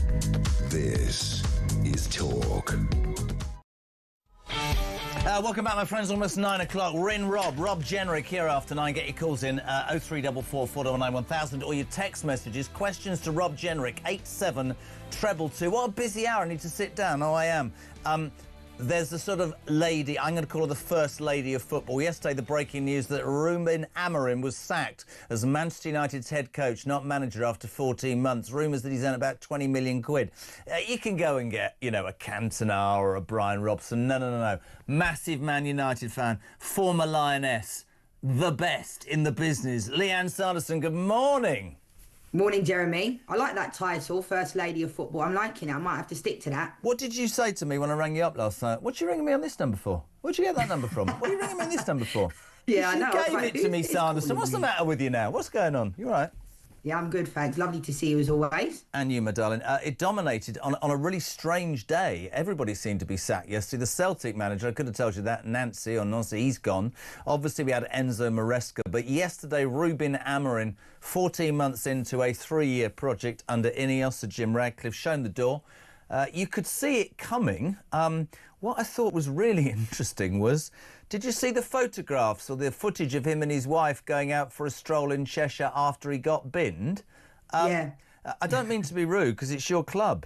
What an appalling decision that turned out to be, employing him in the first place. Do you know what, Jeremy? I actually like Ruben and I actually feel really disappointed. I think it was inevitable when you start falling out with your employers and coming out after the Leeds game, saying what he did in the press conference. The last few months, I've been in a lot of his press conferences, and it's similar to when, you know, when a president becomes a president, you see them 4 years later, they look completely dishevelled, more tired, more grey. And Ruben, when he took over the job, looked fresh-faced. And now look at him. I mean, when he was out walking his dog, last night with his wife, I was like, you know, he looks like a man that's been relieved of a lot of stress. And obviously it does help. He's going to get a £10 million payout. But that's the reality of this situation. When you get sacked, that's not his fault. But I say it all the time, Jeremy, the common denominator is the football club. You can't keep sacking these managers over and over again. The players are nowhere near good enough. We are in sixth, but I don't think the Premier League has been anywhere near the levels it has in previous years anyway. But, like, he was almost doomed from when he first got there. I think he's honest and open in his press conferences and when he's talking. But inevitably now, why did they not just get rid of him over the Christmas period? Like, I heard there was some type of argument on Friday. But for me, since Ineos has taken over and Omar Barada and Jason Wilcox, like, it hasn't worked out. So people Why don't football clubs, right? Take Chelsea. All my family support bloody Chelsea. They've got 400 18-year-olds worth however much money. Is it not right to say, and we ain't got much time, darling, and I really appreciate it, come on, is that football is now looked on as a business? There's too many structures. The old-fashioned manager, Alex Ferguson, Mourinho when he started, Harry Redknapp, the success, Don Revie, all those sort of people, they were in charge and they had success. They had time, right? Yeah, you've only got to look at Martin O'Neill going back at Celtic. You know, this is a man that hadn't been in managerial, like, for a long time. Goes to Celtic. He hasn't done... It's not rocket science. He's allowed the players to play, let them be themselves. I think, you know, football now, footballers, they're too mollycoddled for me. I played for a lot of managers. I didn't like their tactics, but you have to get on with it. It's your job. I love you coming on. I'm sorry it was so quick. Good luck with everything. She is the First Lady of Football, Leanne Sanderson, on Talk. Standing by, Robert Jenrick, Shadow Just Secretary. Ring Rob, 872222. If you would like a question put to Robert Jenrick, but the news at 9 is next on Talk Breakfast.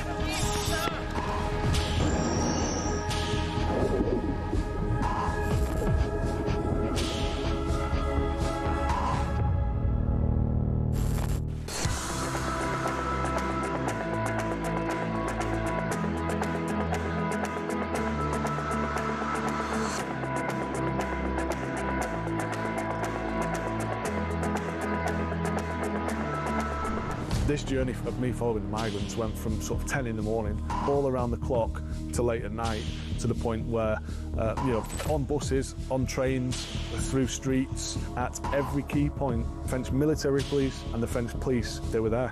They were on the bus, taking down notes, taking pictures, but not doing anything to deter the migrants or stop them, just being there.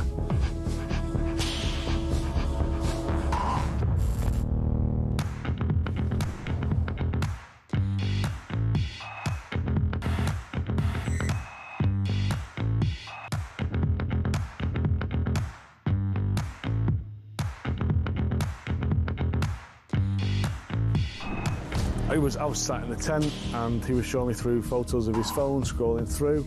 This was barbaric, horrific stuff. Blokes going through walls in vehicles and then jumping out and shooting everyone. His WhatsApp picture was him with a mask on, with a gun like that. You're in a tent with this guy? I'm in a tent with this guy, and actually he's just showing me this stuff. I'm just thinking, this is not the kind of bloke you want to be coming to the UK.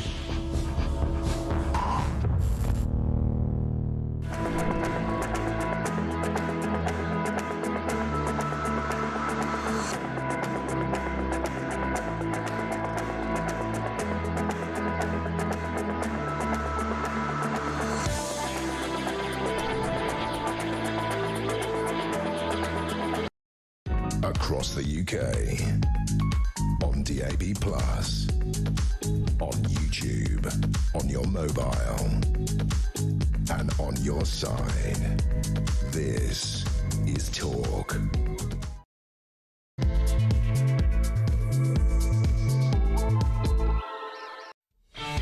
Welcome back, my friends. Just gone 9 o'clock. We're live across the UK on the home of common sense, and where, yes, the nation does come to talk. And on a Tuesday, every couple of weeks, he comes to speak to the legend that is Robert Jenrick, Shadow Justice Secretary and MP, who just said to me, by the time I'm 50, my kids will have left home and I'll have a life. By the time I'm 60 and I've got a 2-year-old. He said to me, Christian, earlier, that's why the birth rates drop, because you've stopped procreating, Kyle. No, you're doing your bit for the demographics of this country. Also, let's get this out of the way. Robert Jenrick, serious politician, but a Wolves fan. Just give it to me as a West Ham fan. It's fine. I can deal with it. Wow. We're both pretty tough times. Tough times. Thank you for coming in. There's so much I want to talk to you about.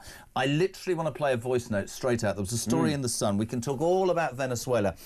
We've concentrated this morning on Crowborough in East Sussex, the town, the village, whatever you call it, that is about to house 600 illegal migrants. OK, you know this story. They've moved the cadets who have trained there for years out and gone, we're bringing all these people in. Now, this isn't far-right thuggery.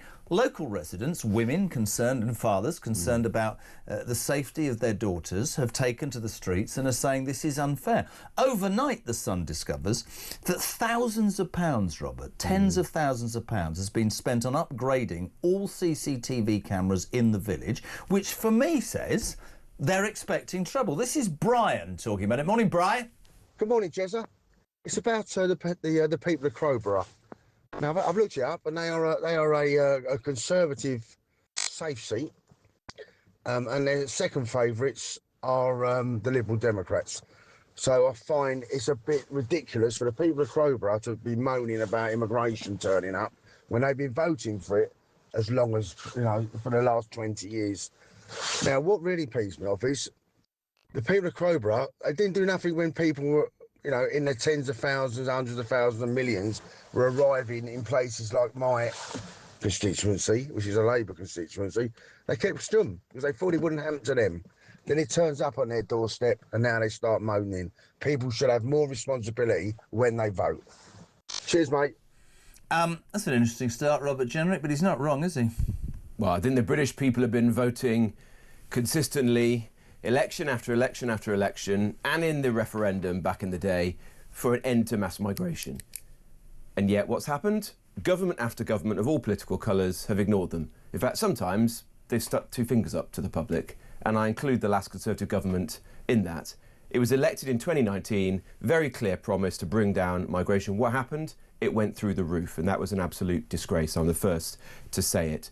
What's got to happen now is we've got to stop the small boats from coming in the first place. We can't have thousands and thousands of people crossing into our country, people we know absolutely nothing about. And there is a very clear link between the numbers of people coming across, these young men who are, you know, of fighting age from countries with very, very different attitudes towards women and girls to those of our own country, and crime, in particular sexual crime against women and girls. And not so long ago, you were shouted down for saying that. I said at the beginning of last year that we were importing people with medieval attitudes towards women into the country, and I was told that that was a racist thing to say. I think it's been proven to be correct. And it's no surprise to me that people in Crowborough are extremely worried about what's going to happen. Can I say to the critics... Their daughters and their grandkids. I completely agree. Can I say to the critics who will text me and go, yeah, but Jenrick... And I'm not just saying that because you're a friend. This is a fact, and I always give facts on this show. People will say, Jenrick was part of the government. Robert Jenrick went into the Home Office as the Immigration Minister, and he resigned on principle because he knew that the last Tory government was not doing what it was elected to do. I want to make that point because I think it's really relevant. Rob, James says, does the increase in CCTV suggest to him that the council know these migrants are dangerous? Of course it does, yeah. And look, we don't have good data on this because successive governments refused to publish it. The last Conservative government, when I was on the backbenches after resigning, I pushed the minister at the time to publish data on crime by nationality, by visa status, by asylum status. They refused to do so. We've tried to push this Labour government to do so. And in fact, Yvette Cooper, when she was Home Secretary, now Shabana Mahmood, they say they're going to, but they never do it, do they?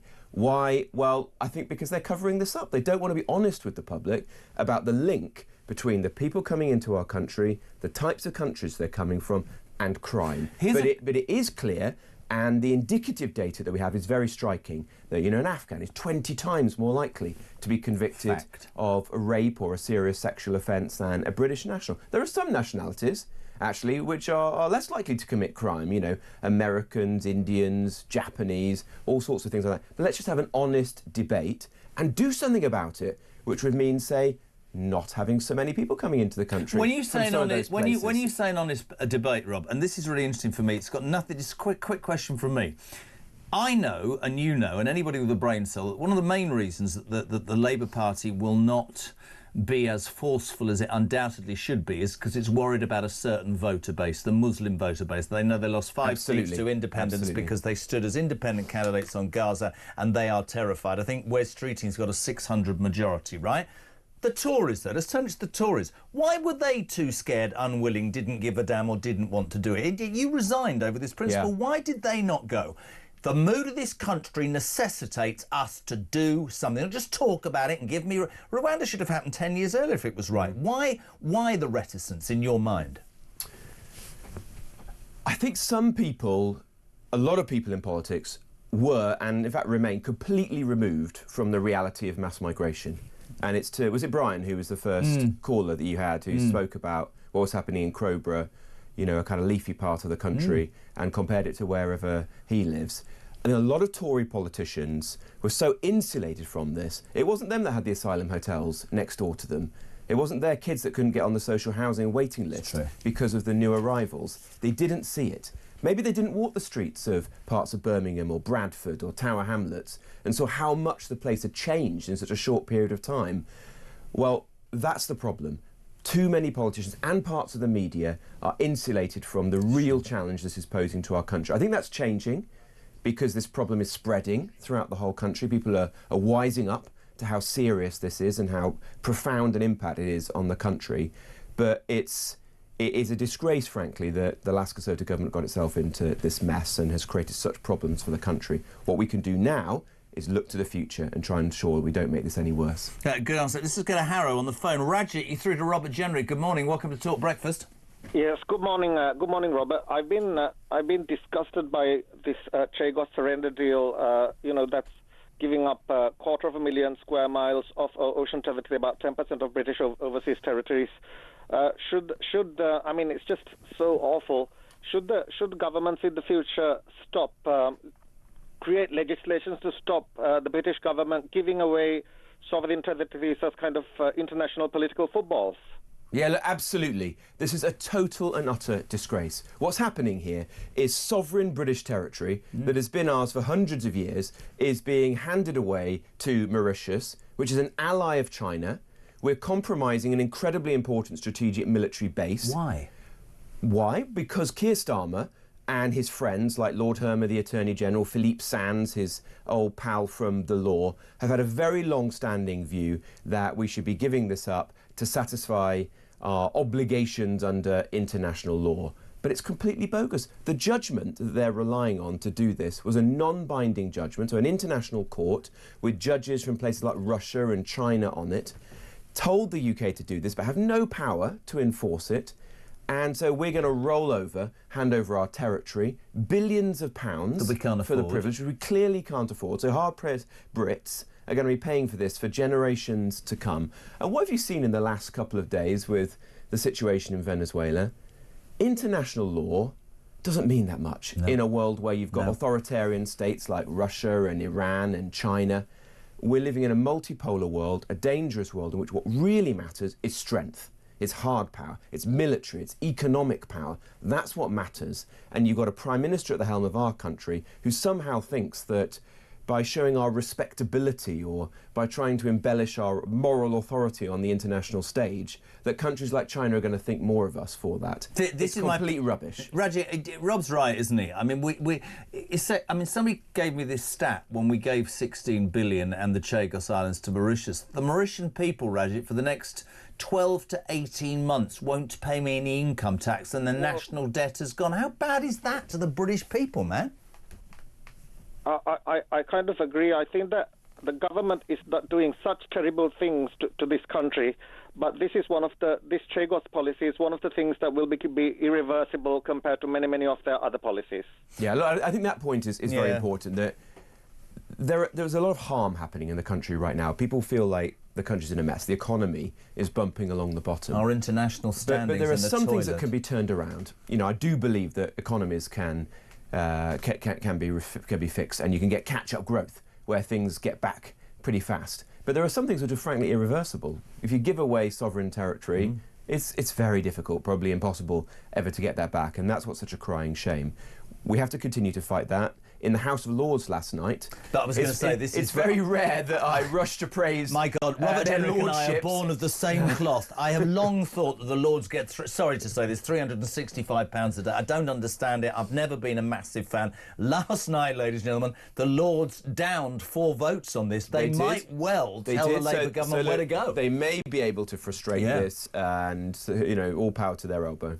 Thank you very much, Steve Raji. Keep your calls coming out 344 499 1000.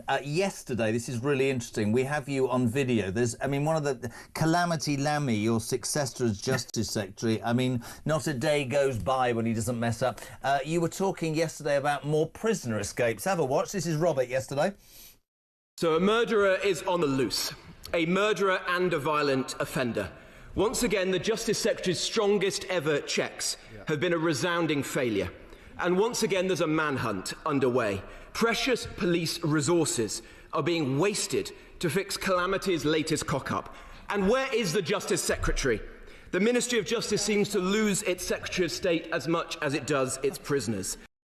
A bit of background. A murderer who absconded from jail on New Year's Day has a long history of violence, including towards prison staff, and has just got out. What does this say about our entire prison justice? The whole thing's a mess like so much else. Well, it's a total shambles. You know, a prisoner is being accidentally released pretty much every other day now. How? And the most astonishing thing about this one is he's a murderer. The police put out a statement saying that he's a dangerous man and shouldn't be approached if you come across him. Why was he in an open prison then? If he's so dangerous, why was he able to just walk out the door? I mean, it's astonishing. It's more than astonishing. The Ministry of Justice and the parole board who came to this decision to take him out of a proper prison and put him into, you know, an open prison where he could just walk the streets of the local community have got really serious questions to answer. Sometimes I feel sorry for you because, of course, however much you try and look to the future, you'll always get slaughtered for the past. Bill's in Manchester. He said, very straight question to Robert Jenrick. Why did your Conservative government also attempt to bring back the British-Egyptian activist Alaa Abd El Fattah? Background, Starmer has told the BBC he regrets welcoming this guy following the emergence of those old media posts that were sort of what kill Zionists, basically. The Tory party also called for this guy to be returned. Bill in Manchester, I think a relevant question. Well, it was worse than that. The last Conservative government gave him citizenship, which is the root of the whole problem. Look, I was one of the first to call this out over Christmas, and it took me about 15 minutes to look through his social media and find the appalling things he said, the anti-Semitism, the Holocaust denial, the anti-British, anti-white racism that he was spewing from social media. This man should never have got citizenship in the first place, and it beggars belief that British Prime Ministers and Foreign Secretaries were going to Egypt and trying to secure this man's release and safe passage to the UK, as if this is a priority for the UK. I went to Egypt in the autumn of 2023 as Immigration Minister to meet the Interior Minister and the Defence Minister there, trying to get them to take back the foreign criminals that were in our jails and the people who are coming across on small boats who were Egyptian nationals, and begin the negotiation on that. And I was told by some of our diplomats out there that this was important, but they didn't have very much capacity. They were trying to work on a lot of other things. I was like, well, with hindsight, did they really think that this was more important than tackling illegal migration? How did you last as long as you did in that Well, I wonder that sometimes. But look, I think some of our diplomats and the Foreign Office have lost touch with what are the actual priorities of the British people. If you're in Egypt as a diplomat, what do the British people care about? Well, they care about security, because there's terrorists there. They care about illegal migration. They don't want any Egyptians crossing over to the UK on small boats. And they probably care about trade and a bit of tourism. They're not interested in all this other, frankly, BS. We should not be bringing people like this into the country. He's here now. The most important thing is we use the powers that we have to revoke his citizenship, which we can do that. You've seen with Shamima Begum that the court in our own country will uphold decisions by Home Secretaries to do that, and then he should be deported back to Egypt, or frankly anywhere else. I don't care. I don't want this man walking the streets of our country, enjoying all the privileges of living in the UK, when he clearly hates our country. Absolutely hates. 9:20, Robert Jenrick is here. It's Ring Rob. We've got calls, we've got texts, we've got emails. Take 3, Mr. Jenrick. We'll be back. Coming back.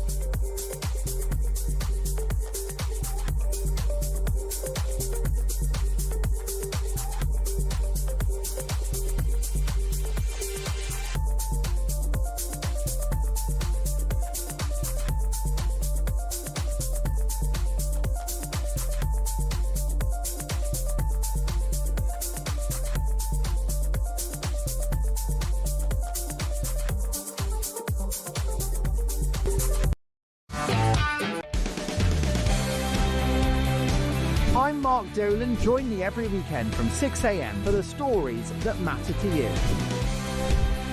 We talk politics, we talk news, we talk entertainment, we talk about everything that affects your life. There's only one place to start your weekend, the home of common sense. Talk Breakfast on Talk. 6 a.m. to 10 a.m. every Friday, Saturday and Sunday here on the home of common sense.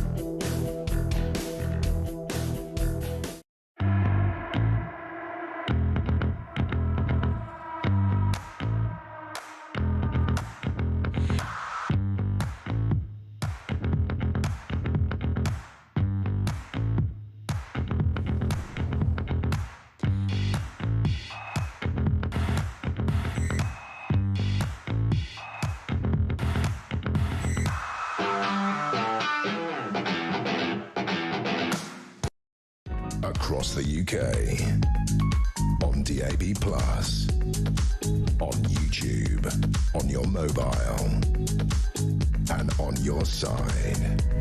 This is Talk. Welcome back, my friends. 9:25. You would Talk Breakfast. Jeremy Kyle till 10 ahead of Julia Hartley-Brewer and Ring Rob. Robert Jenrick is here. Straight back to it, Rob. I've just given you, one of the most extraordinary tweets. Starmer's been getting it from all angles.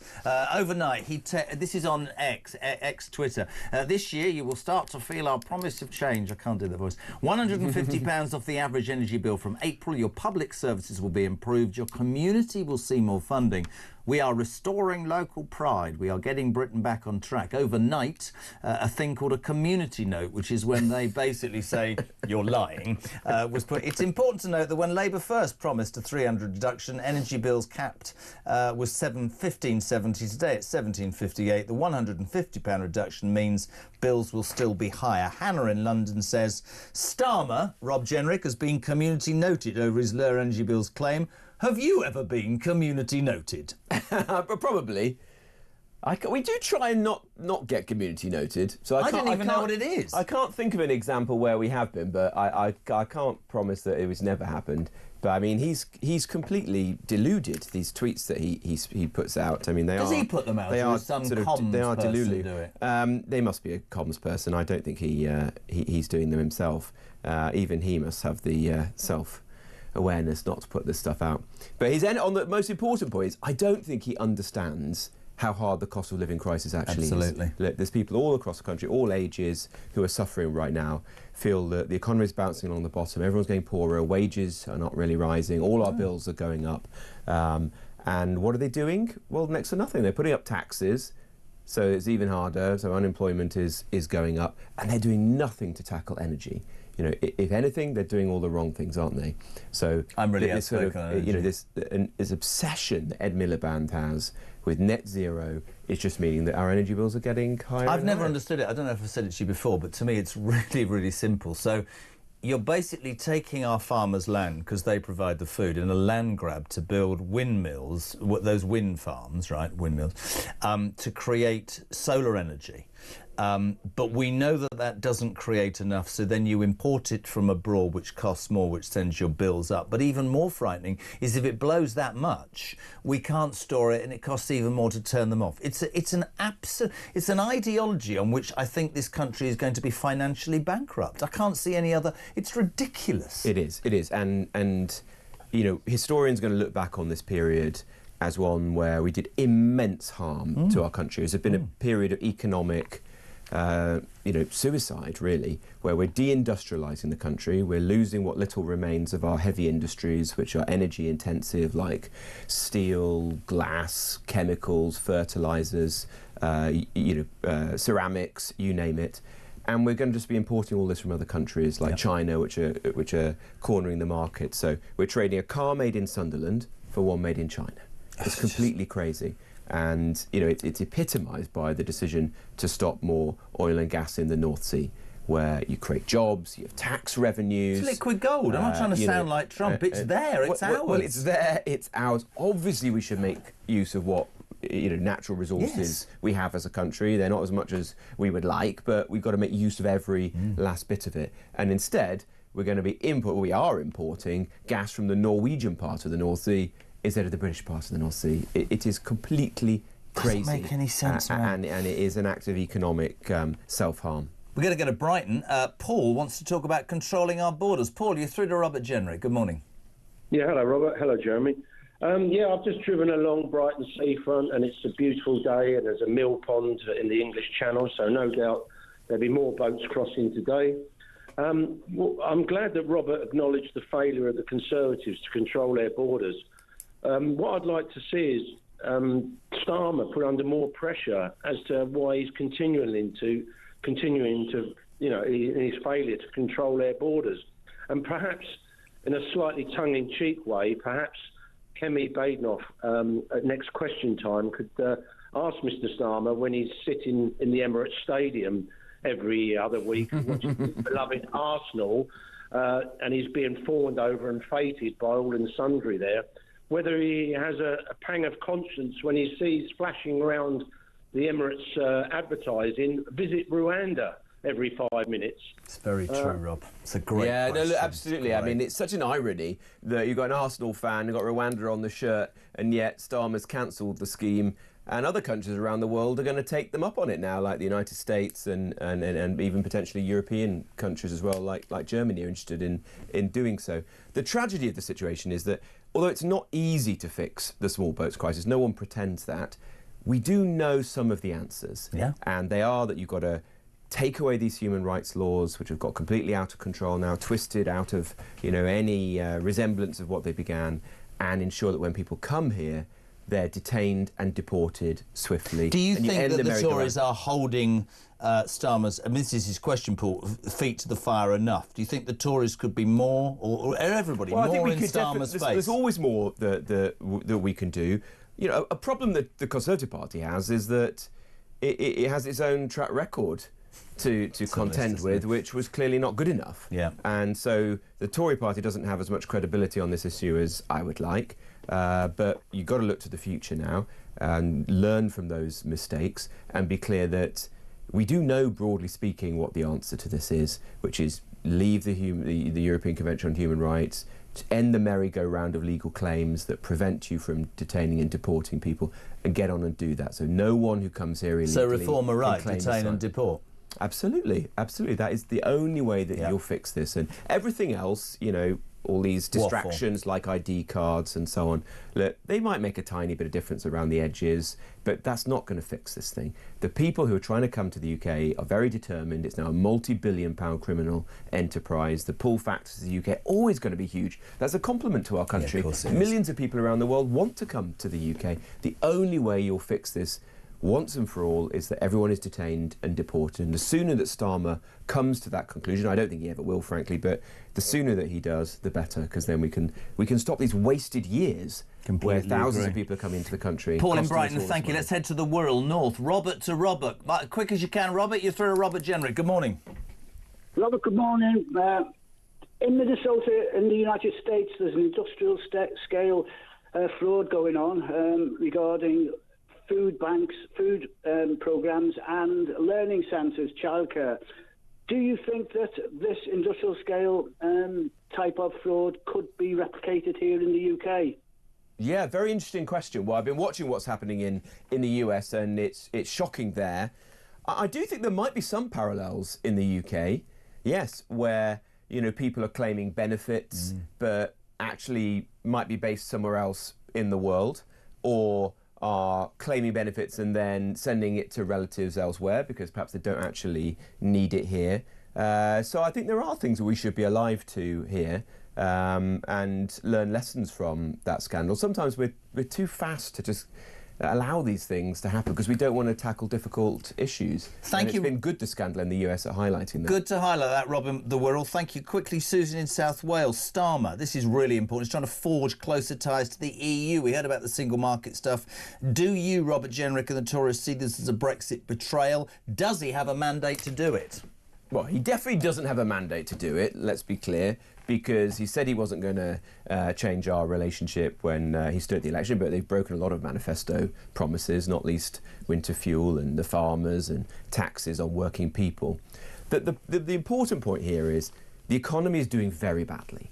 We've got a stagnating economy. how do you fix that? Yep. How do you create some economic growth again in this country? Starmer thinks that one way to do that is to shackle us to the EU. Now, there might be some short-term benefit. It might be a little bit easier for our businesses to trade with the EU. But we give up the opportunity to make the UK really competitive by having less regulation for the industries of the future, like technology, biosciences, financial services.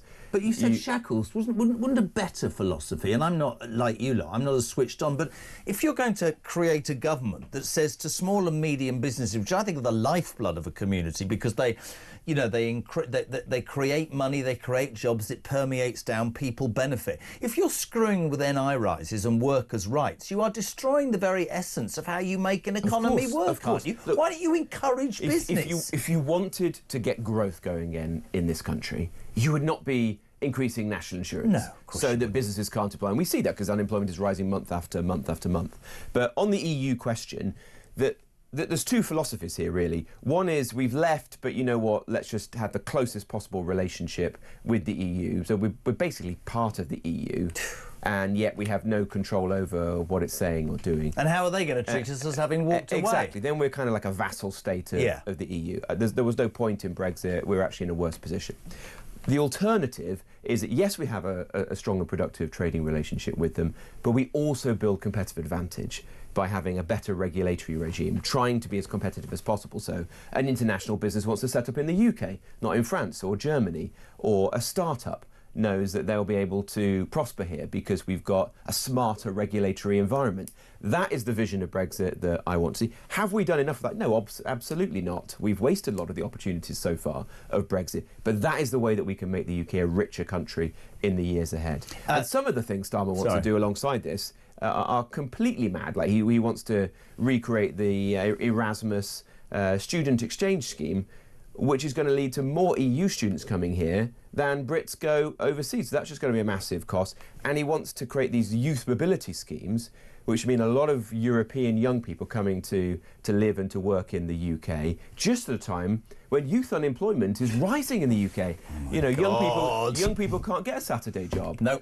Young graduates are struggling to get jobs when they leave good universities right now. The last thing we want is Spanish or French or Hungarian students coming and taking those jobs when British young people desperately need them. Loads of very quick questions. Alison in Kent, the Duke of Sussex has won his fight for armed police protection when he visits the UK. Do you believe we, the British taxpayer, should pay? Robert Jenrick.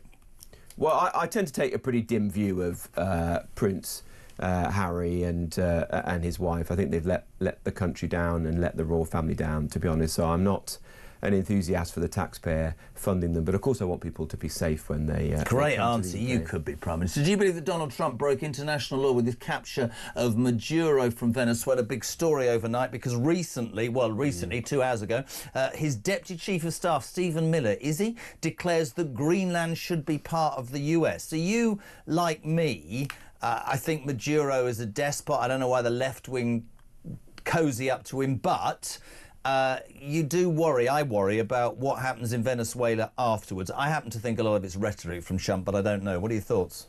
Well, I'm glad to see the back of Maduro. He was obviously a despotic character who had no mandate to run the country and was fueling the international drug trade, which was importing drugs and killing people. Come on, it's about oil. Well, it's also Trump has had actually a long record of worrying about fentanyl and drugs being imported into the US and the deaths that are happening there and elsewhere in the world. I don't know what the legal basis is for this. It's very hard to see one. But I also believe that at the end of the day, international law is a bit of a mirage. It's based on strength. What really matters in the world today is economic and military power. So if you do you think it's right that he went into Greenland, into Venezuela, and do you fear that he'll go into Greenland? I think it's completely understandable, their decision. They do not want to have a dictator who is fueling the drug trade and was entertaining Chinese dignitaries on is the Greenland, very day. All right, OK, but is Greenland understandable? If Stephen Miller, the Deputy Chief of Staff, says it is. You've got to defend the integrity of Greenland, which is is a sovereign territory of Denmark. you can't have a situation where the United States is threatening them. But what hasn't been reported, I think, so well in the UK is why is the United States interested in Greenland? And that's because in the years ahead, the rest of our lifetimes, the area around the Arctic is going to become an incredibly important and contested space in which China and Russia are going to be increasingly active as global temperatures rise. The ice caps start to melt. There'll be opportunities for the Chinese and the Russians to find new paths through the Arctic, enabling them to get closer to Europe, to the United States. And so if you care about the security of the United States and the West more generally, you're going to have to ensure that areas like Greenland and the Arctic are properly secured, and we don't allow them to fall into the hands of our adversaries. Imagine if we ran Greenland, he'd just give it away, wouldn't he, Starmer? Three really quick questions. Well, we do actually have an historic claim to Greenland. We do, yes. Right. The petition... No, I'm not advocating that we go and invade Greenland. Absolutely not. No, but we do have an interesting claim. The petition for do not introduce official ID has risen to nigh on 3 million. Would the Tories vote against this dictatorial move? Absolutely. Tim, that was, yeah. OK. Yeah. Couple of quick questions. Morning, both. Wasn't Mr Jenrick a Remainer? Has he changed his mind, Tony? Yeah, I do think that was a mistake. I do think it was a mistake. One of the few politicians that'll admit you do that. It was very finely balanced for me. I wasn't one of those people who woke up crying the next day, and in fact I threw myself into implementing it. But I do think it was a mistake, and the economics obviously have proven to be contested because, as we just said, I don't think we've taken advantage of the opportunities. But the sovereignty question has become ever more important to me, and not least on the question of immigration, although of course the last Conservative government didn't use the powers that we had. In fact, they did precisely the opposite. They allowed more people into the country. But it's going to be incredibly important in the years ahead that we have the control of our borders and the ability to make decisions about who comes into this country. And so that is something that I think will stand the test of time and be very valuable to the UK. A nice one, but a harsh one. Jenrick sitting there bemoaning net zero. Let's not forget it was Theresa May's flagship policy to begin this madness. Yeah, disastrous decision. I just love the honesty. It came about because... But you voted for it. Actually, I didn't vote for it, but that wasn't because I voted against it. I just didn't happen to be in Parliament that day. I was travelling as a minister, but I was sceptical of it at the time, and it essentially happened because Theresa May was coming to the end of her premiership the last couple of weeks, and she was in search of a legacy. And so she passed through Parliament. Her legacy is destroying the police forces in this country. Policy of net zero 2050. Right, final question. You've been amazing. I have to tell you that one of the saddest stories today is that British Airways is axing the full English for business class customers. I'm disappointed by that. I mean, it was never that good. Not that I was regularly... Minister of the Crown didn't like the cooked breakfast on British Airways. Tomorrow you'll get a continental plate. Well, I don't want that. I don't want that. We need that horrible dry croissant. Can we start a petition to save the full English? The airline said the measures are not a cost-cutting exercise. My next guest, Harry Cole, loves a full English backwards and forwards across the He's Atlantic. probably more likely to be in business class on BA than I am. Are you saying that he looks like he's eaten a lot of full Englishes? Oh, that's not true. He's playing squash now, They say it would allow crews more time to chat. Now, I don't know about you. I don't want to be talked to by some insignificant I just want my person. full English. I want a full English. I like waking up on a plane and having a full English, don't you? All right, we're going to save the full English. Save the full English. This is a campaign like that one that Margaret Thatcher did to stop them taking the Union Jack off the Falkland Islands. Off the tail of the planes. Imagine somebody tried to scrap that. Imagine a Prime Minister sticking up for Great Britain. We love having you on. I know you're going to come back in a couple of weeks, and it's become a regular feature. And we love your honesty. Robert Jenrick, Shadow Justice Secretary. Very nice to see you. He's off to have a day and do his bit. I'm going to have a full English. Go and have that full English. And Harry Cole's next on Talk Breakfast. See you in 3.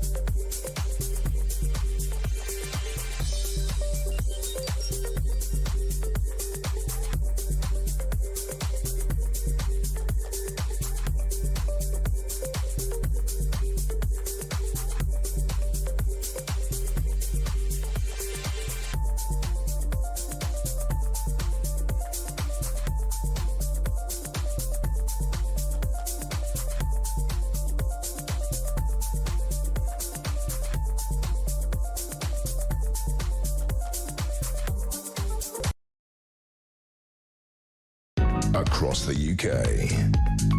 On DAB+, on YouTube, on your mobile, and on your side. This. Welcome back, my friends. 9:15, or even 10. We're live across the United Kingdom, the Jeremy Kyle Breakfast Show on the home of free speech and common sense. Thank you to Robert Jenrick, Shadow Justice Secretary. You have to say, like or loathe the Tories, the man resigned as Immigration Minister. He has principles and he comes on here and he answers your questions. Every couple of weeks we'll do it again. That was Ring Rob.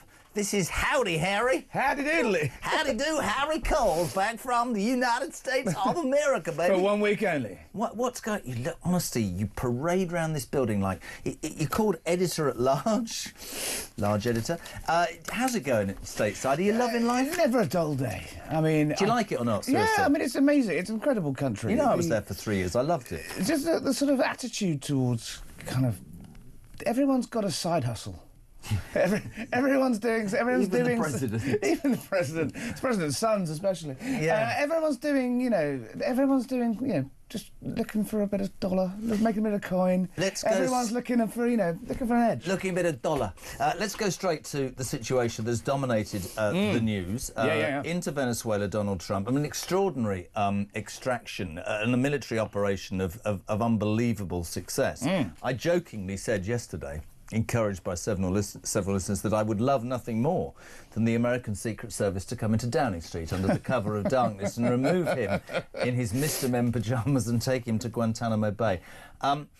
Obviously, pros and cons to Venezuela. People have said this is more about oil, this is wrong, this is right, the man's a dictator, the left have said that. We had the Trump's Deputy Chief of Staff, Stephen Miller, 2 hours ago declaring that Greenland should be part of the US. That's dangerous. Yeah, and I've written about this in the Sun this morning. Look, I've never not enjoyed seeing a commie perp walk to, gagged and bagged in the middle of the night and paraded into gagged and bagged. I think it's the official. I'm not going into that, mate. Is that double bagged or what we're talking about? Yeah. But gagged and bagged and marched into a courtroom to face their crimes. No one can complain about that. As you say, it was a well-executed operation. Yes, we need to look at what's happens next. And actually, the same people that 96 hours ago were screaming about Maduro being taken out are now having a go that, they haven't taken out more of the regime. They haven't taken out more of these people. But we've learnt the lessons, I think, from regime change in Libya, in Syria, in Iraq, in Afghanistan, that, if you do these things quickly and then leave, a vacuum is created. That's the problem for me. But I think actually these things need to be done incrementally, and actually, there's people screaming, "Oh, well, when are we having elections?" Well, the dust hasn't even settled. But there was gunfire overnight and explosions, yes, totally. And you do, like me, wonder what happens in the aftermath. Yes, but I do think actually, softly catchy monkey, right? You can't, I think it's quite clever that Donald Trump didn't immediately endorse the conservative, more conservative-leaning opposition, because that's the quickest way to turn the army against them. Yeah. Keep the army on board, keep the regime, structures on board, and do this thing slowly. Don't run before you can walk. Maduro, the world is a better place without Maduro. No, couldn't agree more. And it's what happens next. I wanted to ask you. You live now in DC and work in DC. What's your feeling about the Americans' response to this? The American people, not the administration. I mean, is it split as Donald Trump splits opinion in America? No, I don't think it is. I think it's broadly welcomed. I think there are 10 million South Americans living in places like Florida that were dancing in the streets at this. I imagine Miami's been quite a party town for the last. I think the idea that Florida's ever going to be a swing state again. I think the Republicans and people like Marco Rubio are going to really benefit from this. The people that hate Donald Trump anyway. They're going to scream and scream and scream until they're sick, as they always do, regardless. One thing it might do is give his critics and enemies a sort of flag to coalesce around, to stick to beat him with. But broadly, I think the only people screaming about this are the people that hate him. Anyway, takes you to that point of Greenland, and I write in the paper today, look, take the win. You've done stick to taking out commies, taking out the Cubans next. That'll be a welcome move, I think, to end that sort of horrible half-century experiment in human suffering. Greenland is, however, a NATO ally. It is you know, it is already on the good guys' team, I think, as Wes Streeting kind of painfully put it this morning. But he has a point. I do think there is... You know, so what we're seeing now is that Trump is reasserting it is about oil, but it's also about power, and it's about backyards. And it's Trump saying, look, I control the Western Hemisphere. This is where, you know, this is my way or the highway. America is still the biggest, you know, sheriff in town, just about. But that is his backyard. I just think, I wonder, you know, Marco Rubio came out the other night and said, you know, what happened in Venezuela shows that, you know, when Donald Trump says something, he means it. Don't call him a coward. Don't call him a coward. And yeah, there might be a bit of element of you know, political psyops, you know, going on here. But we need to listen to him when he does talk about Greenland. I wonder whether he's going to try and buy it. Interesting. Rather than use force. Let's bring it domestically, because, you know, our inept Prime Minister is sat on the fence. He's got... This is him. This is a brilliant... Beth Rigby from Sky just wouldn't let go. Have a watch, have a listen. France, Spain, Canada, Germany, as well as the UN Secretary-General, have all said that the US has violated international law. Has the US violated international law? Well, international law is really important. It's the framework, and it's for the US to set out its justifications for the actions that it's taken. But it is a complicated situation. It remains a complicated situation. So you're not going to say whether you think the most important thing is stability and that peaceful transition to democracy. That's what matters to Venezuela above all else, and that was the position we took before the weekend. It's still our position now. So you're not going to say whether you think they have or haven't, just to be clear? I'm going to be clear that I believe in international law. I've long been an advocate for international law. I'm absolutely clear that is the framework that applies. Okay. Obviously, it'll be for the US to set out their justification in relation to the action that they have taken. You don't want to call it out? Harry Cole, a great column in The Sun today. Can I ask you, does that look like he's being interviewed in a daycare centre for deranged nutters, or in fact does it look like a cabinet meeting? I think he's enjoying the situation less than Maduro at the moment, because this gets the absolute crux, the essence of the dilemma at the heart of Keir Starmer, Prime Minister, is that he spent his entire life worshipping in the altar of this mythical idea of supernatural powers, of international law, of human rights, of a greater good, of a post-war age where actually vibes and morals and pieces of paper matter more than force and reality. And what you see now is you see him watching everything he believes crash on the rocks beneath him as he tries to cling to power, he tries to cling to relevance on the world stage, and he watches everything he believes, and he has to sort of dispute, he has to sort of walk away from everything he's ever No, but to me that supported. shows you what his big problem is. And that's what he has all this ideology, becomes Prime Minister, and he patently has to work at the relationship with Donald Trump. Of course he does. And you're right, and so I said it during the election. The man, to me, there's no DNA. I don't care if I disagree with him. I'd still like him to have a bloody opinion. I believe that he believes it. And he can't, exactly that. He can't say what he actually... Obviously, he thinks this is an illegal raid on a sovereign nation, but he won't say it. And obviously, behind the scenes, we've got we're getting tiptoeing towards, hopefully, some sort of peace accord in Ukraine, and he's negotiating heavily with the other European leaders, with the White House on American underwriting of that peace agreement. And so obviously, he doesn't want to upset the apple cart. But this is the problem with Keir Starmer, is it's the same on the boats. He knows what needs to be done. He knows that we need to leave the ECHR if we're ever going to stop the boats. We know that we're going to have to, push international maritime law to the extreme if we're ever going to actually take control of the English Channel. But he can't do it, because it goes against everything he believes in. It goes against everything he believes in, or the reality is his party would lose, he would be in free fall and be thrown out. Well, so it's more about self-survival. That's what I'm trying to say. He's stuck between a rock and a hard place. But that's his own fault. That's his own fault. He's bleeding out to the... Someone made a really interesting point the other day, that actually the Tory party spoke really hard, governed, they were sort of governed from the left and actually spoke right. And the Tories are doing the same. Right.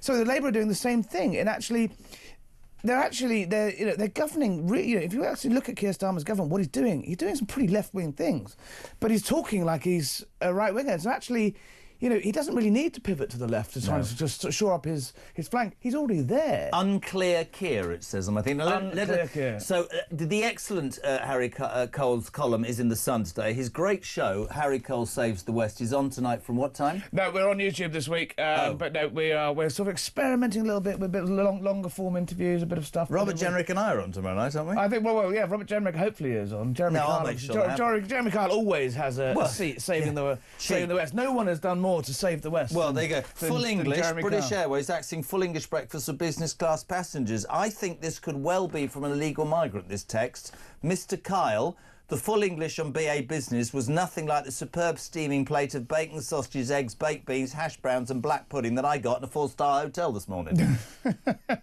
I'm going to go and investigate what the... I haven't had it for a long time, but the full English on floor 17 of Floor 17, we're here. Oh, no, floor 14. Do you know what you said to me yesterday? I said, have you not been to the canteen? And you went, it's a bit feral, and went out and got a sandwich. I love it. We'll see you tomorrow night. Excellent, by the way. Excellent column in The Sun today. The legend is Harry Cole, who will save the West. You can catch it on YouTube. We're back in 3.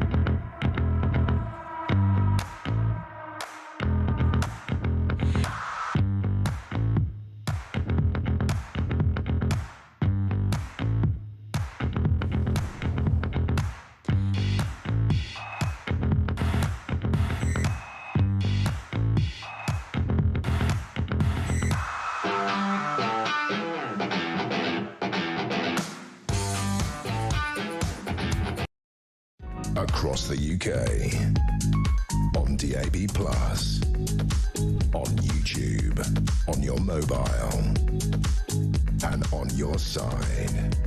This is Talk.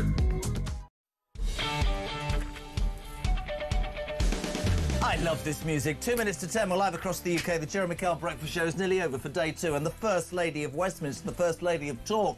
I wish she was my First Lady, Julia Hartley-Brewer. My wife said, do you know when we did that first thing?